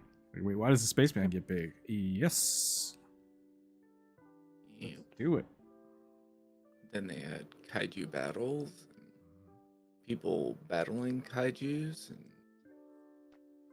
Had crucifix laser beams and because Yeah. family who was Friendship. doing that were Catholic. Yep. Tokyo always having a bad day. And you had a bad day. Blue big buildings. Got a new apartment and then Godzilla stepped on it. Or some American-made machine. Pacific Rim reference. Mm-hmm. Man, I was so mad at the second one of those. Oh no! It's I didn't realize there was a Godzilla. second one. It wasn't good. Was it like Yeah, direct release? No, it was just bad. Oh. Yeah. If Which you sucks, wanted 'cause, to like, watch... The actors in it were really good, but the problem was that they just changed the format. It was no longer a. They're like, what if the robots fought the robots? It's like, that's not what I came here for. Like, I came here to see the big monsters. They're like, no, the monsters are small. It's like, then why am I here? What am I doing? I'm out. Yeah, I mean, The artist yeah. stuff had big weaves on it. That would make sense. Or a battle. they did make a animated series Yeah. of Pacific Rim based Um, in Australia, though. Yeah, was it something? I started watching it. I think, It was like Black something. yeah, Into the Black or something to that Or effect. Black Code or something. It's bad. It's real bad. It's I written. mean, the It's story written isn't so great. terribly. It looks amazing. Mhm. It's probably the one of Netflix like thing. Netflix. I don't like Netflix's animation studio that does a lot of their 3D work, but like they can make really good ships and robots and mechanical stuff. And the people just Yeah. they try to make the people look too much like anime. It's like just make it look like something cool. So like I gave it I gave it a good hard shake and like got it to like season 3, and I just gave up. It's just like, this is just, none of this makes any sense. This is stupid. None of the characters are growing. I'm so mad, but it looks really cool. Let's see. It looks really cool. So I was bummed about that. I mean, unless you're talking about Knights of Sidonia. Once again, looked really cool. Man, that got weird real fast. Yeah, the last season is where it really kicked off. Was it? Storyline wise. Okay. I gave up when the giant biomech penis started hanging around on the ship. Yeah, it took a few episodes past that for the storyline to actually kick off. Because they were releasing it in like unfortunate. half seasons, and so I watched one of those and then I just never went back to it. But yeah, I like that one. Netflix really screwed the pooch on that one. Knights of Sidonia was a cool story, even though it was very strange. Mm-hmm. Very strange. I hope they do more with Tresse on Netflix, because it was just 6 episodes. I was like, I want more. This is a good story. Tell me more. Spirit warrior equals giant undead bug made by elves that have a pilot's compartment. Oh, okay. I keep hearing that spirit warrior. It does really sound like that's just the Spelljammer's Eidolon summoner. The more and more we talk about it. Which maybe the Eidolon summoner is just the Pathfinder equivalency of this. Yeah. Could be.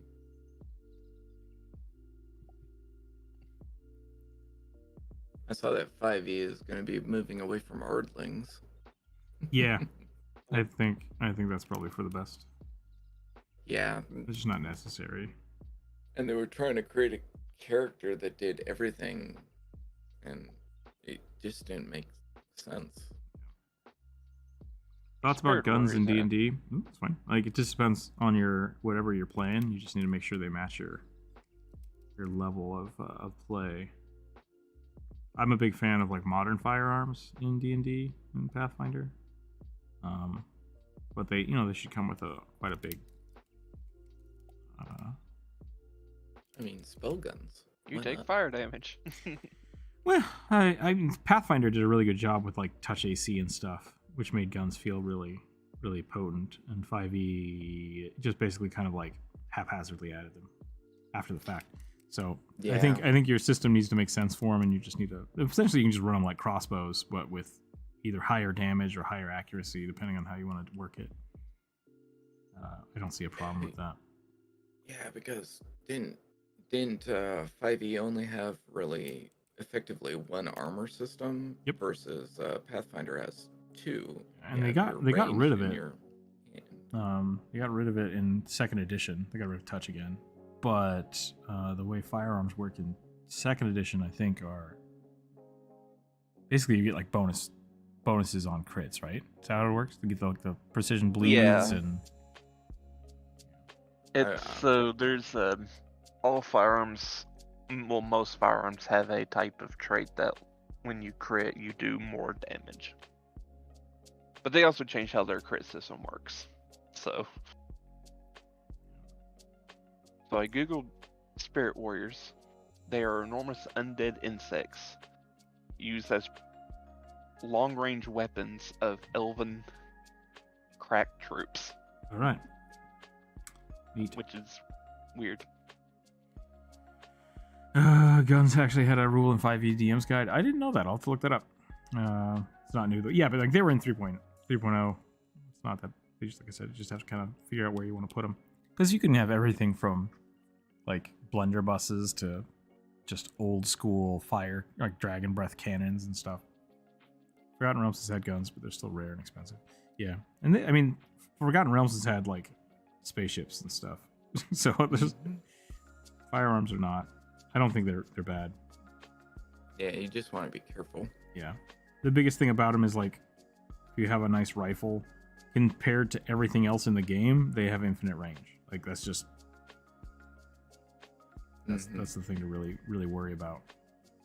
It's like even the best bow only has, I think, like maybe 300 feet of accuracy range.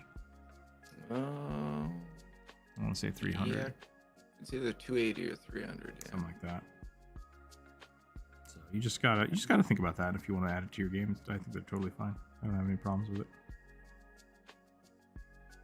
I mean, I kind of like the system that they used in Pathfinder 1 for range stuff, where you could hit something at stupid ranges, but it's going to be like hitting somebody with a wet noodle. Yeah. What they do is so basically you have range increments, and then for every range increment after that, it drops significantly. Yeah.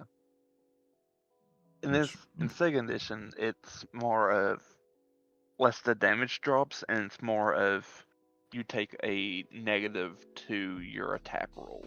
Yeah, no, that's the same. That's the same in first edition. Yeah. And then they usually have an inefficiency. Like once you get past this point, it just doesn't do anything. You just can't hit somebody. Yeah, non-effective. Unless you're a sniper. Like infinite range, basically. Mm-hmm. Yeah, that was the thing with my poppet. I have the sniper feat, so I can like huck spears super far. It's rail gunning. Yep.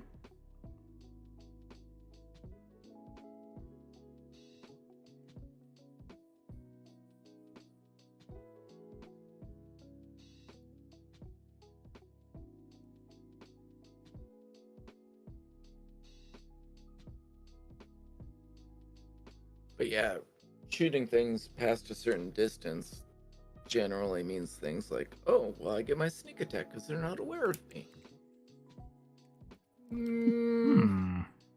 I think I would. Yeah, I don't know about that. Maybe I'd think about it. If you're sniping somebody with a bow, I would say you get sneak attack. But also, that's the different thing with 5e and Pathfinder is the difference between sneak attack and precision damage. Correct. So they did it even differently now with the way crits work in second edition, which I really like. I really like the new crit system. Yeah, because didn't they do away with the whole confirming crits thing? Yeah, so now basically a crit is anything that is 10 over on roll. The AC. On the attack roll. Correct. Yeah. So yeah. And there's no confirmation for it. It just, if it's 10 over, it's a critical, and that's awesome. So, yeah. Which makes your, and like, basically the higher level you are when you're fighting something, you just have a higher chance to crit, which I think is great. Which makes sense, too. And if you roll a 1, that subtracts 10 from it. If you roll a 20, adds 10. Yep. Yeah, so even if you're massively over leveled against something, it's not like you're not going to hit it. It's just you don't do as much damage. Yeah. I think it's a really nice fast system, and it goes for the whole for abilities and stuff too. So it's just like, oh yeah, so you're trying to climb this wall. If you roll over 10 of the DC, you succeed more. The downside to it though is like a lot of the things we've run into is like, oh, I want to aid them, and then you fail. And it's like maybe I shouldn't be trying to aid people because now I'm doing detrimental things to them. But yeah, that feels bad. Yeah. It's like if you critically fail, you actually like subtract 1 or 2 from the roll, which is bad. I'm helping you. How are you helping? I'm grabbing both of your legs. Yeah, and I think helping. I think the thought behind that is like you really shouldn't be helping somebody unless you're like good at it. Yeah. So like unless you have plus 10 to something, you probably shouldn't be helping somebody. Whereas in like old school, it's just like anybody can help you do anything. It's like, oh, you're reading a book, I'm gonna aid you. It's like you can't get out of here. How would you do that?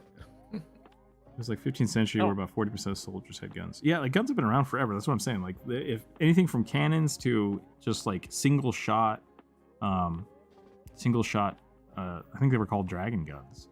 That just it's basically a bottle rocket in a cannon. That were handheld. Mm-hmm. Like you can have those kind of weapons all over the place, and it's not a problem. That's just you just have to be careful about thinking that that or like a pirate's musket is not the same as just a basic like 22 pistol. You go back to King Arthur and hand him like a Ruger 22, he's gonna decimate people. Yeah, I mean accuracy as well as damage to yourself was definitely a thing back then. Yeah, and like having clips, right? Like extended magazines of any kind are so much more powerful than a crossbow, right? Like, oh, a repeating crossbow. It's like that's super powerful. Like that's a thing that has never existed because they just don't work well. So when you're trying to put that kind of stuff into your fantasy settings, like fantasy is what was the thing like? There's more truth to a cowboy and a samurai fighting a mummy than with a knight. Like all those things existed about the same amount in the same amount of time. So like all of that's fine for fantasy.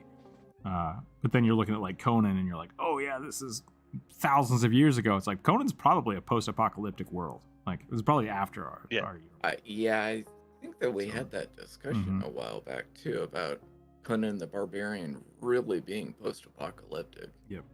Like it's closer to when our world is about to be eaten by the outer gods. So like, yeah, fantasy is whatever you want it to be. Like, don't worry about that kind of stuff. But if it doesn't feel right for your campaign, like I don't want there to be guns in my campaign. That's the DM. That's totally your opinion, and like you need to respect that. Just like Fist of the North Star, that is definitely post-apocalyptic, people. Really style Gatling guns. Yeah, I mean like, it just depends. Depends on what you want to play. So. If your GM is like, I don't want that in my game, you can try to make an argument for it, but also it just like, I don't know, you don't need that. Bows are awesome. Yeah, I love bows. Not all games are for everybody, too. Remember. I think I'm gonna call this here though. My eyes are starting to bother me. It is 1 o'clock. We did pretty good today. Got about 3 hours in. We're gonna start working on some more commissions next week. I'm trying to think if we have anything else going on. I will try to get the. No one voted on it, so I think the first coloring book page is going to be the owl bear. So I'm going to get that set up so that people can color it, and if people want to color it and share it to the Discord, that's awesome. If not, it'll exist for a little while, and maybe I'll make a book out. So do that. I can have a lightsaber in D&D because of the magic blade, flamethrower, magic flame. I mean, you don't even have to do that. There's an enchantment. It's called. What's it called? Bright weapon. Yeah. It essentially just makes. There's just the Sunblade. The Sunblade, yeah. The Sunblade is a lightsaber. In Pathfinder and 3.5, there's a bright weapon enchantment that makes the weapon only hit organic material, so it just bypasses armor. Just cut someone in half. Yeah, just cut them in half inside their armor. Pretty great. Yeah, all this stuff was great. Mage hands with steroids. Yeah. That's all I got. That's all I got for today, everybody. Thanks for hanging out. Let's see if there's anybody hanging around that might be a good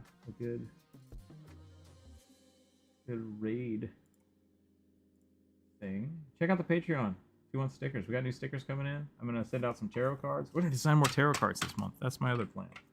So we're gonna have some fun. But that's all I got. Stay happy. Stay healthy. Keep your dice on the table, and we'll catch you next time. Bye, everybody.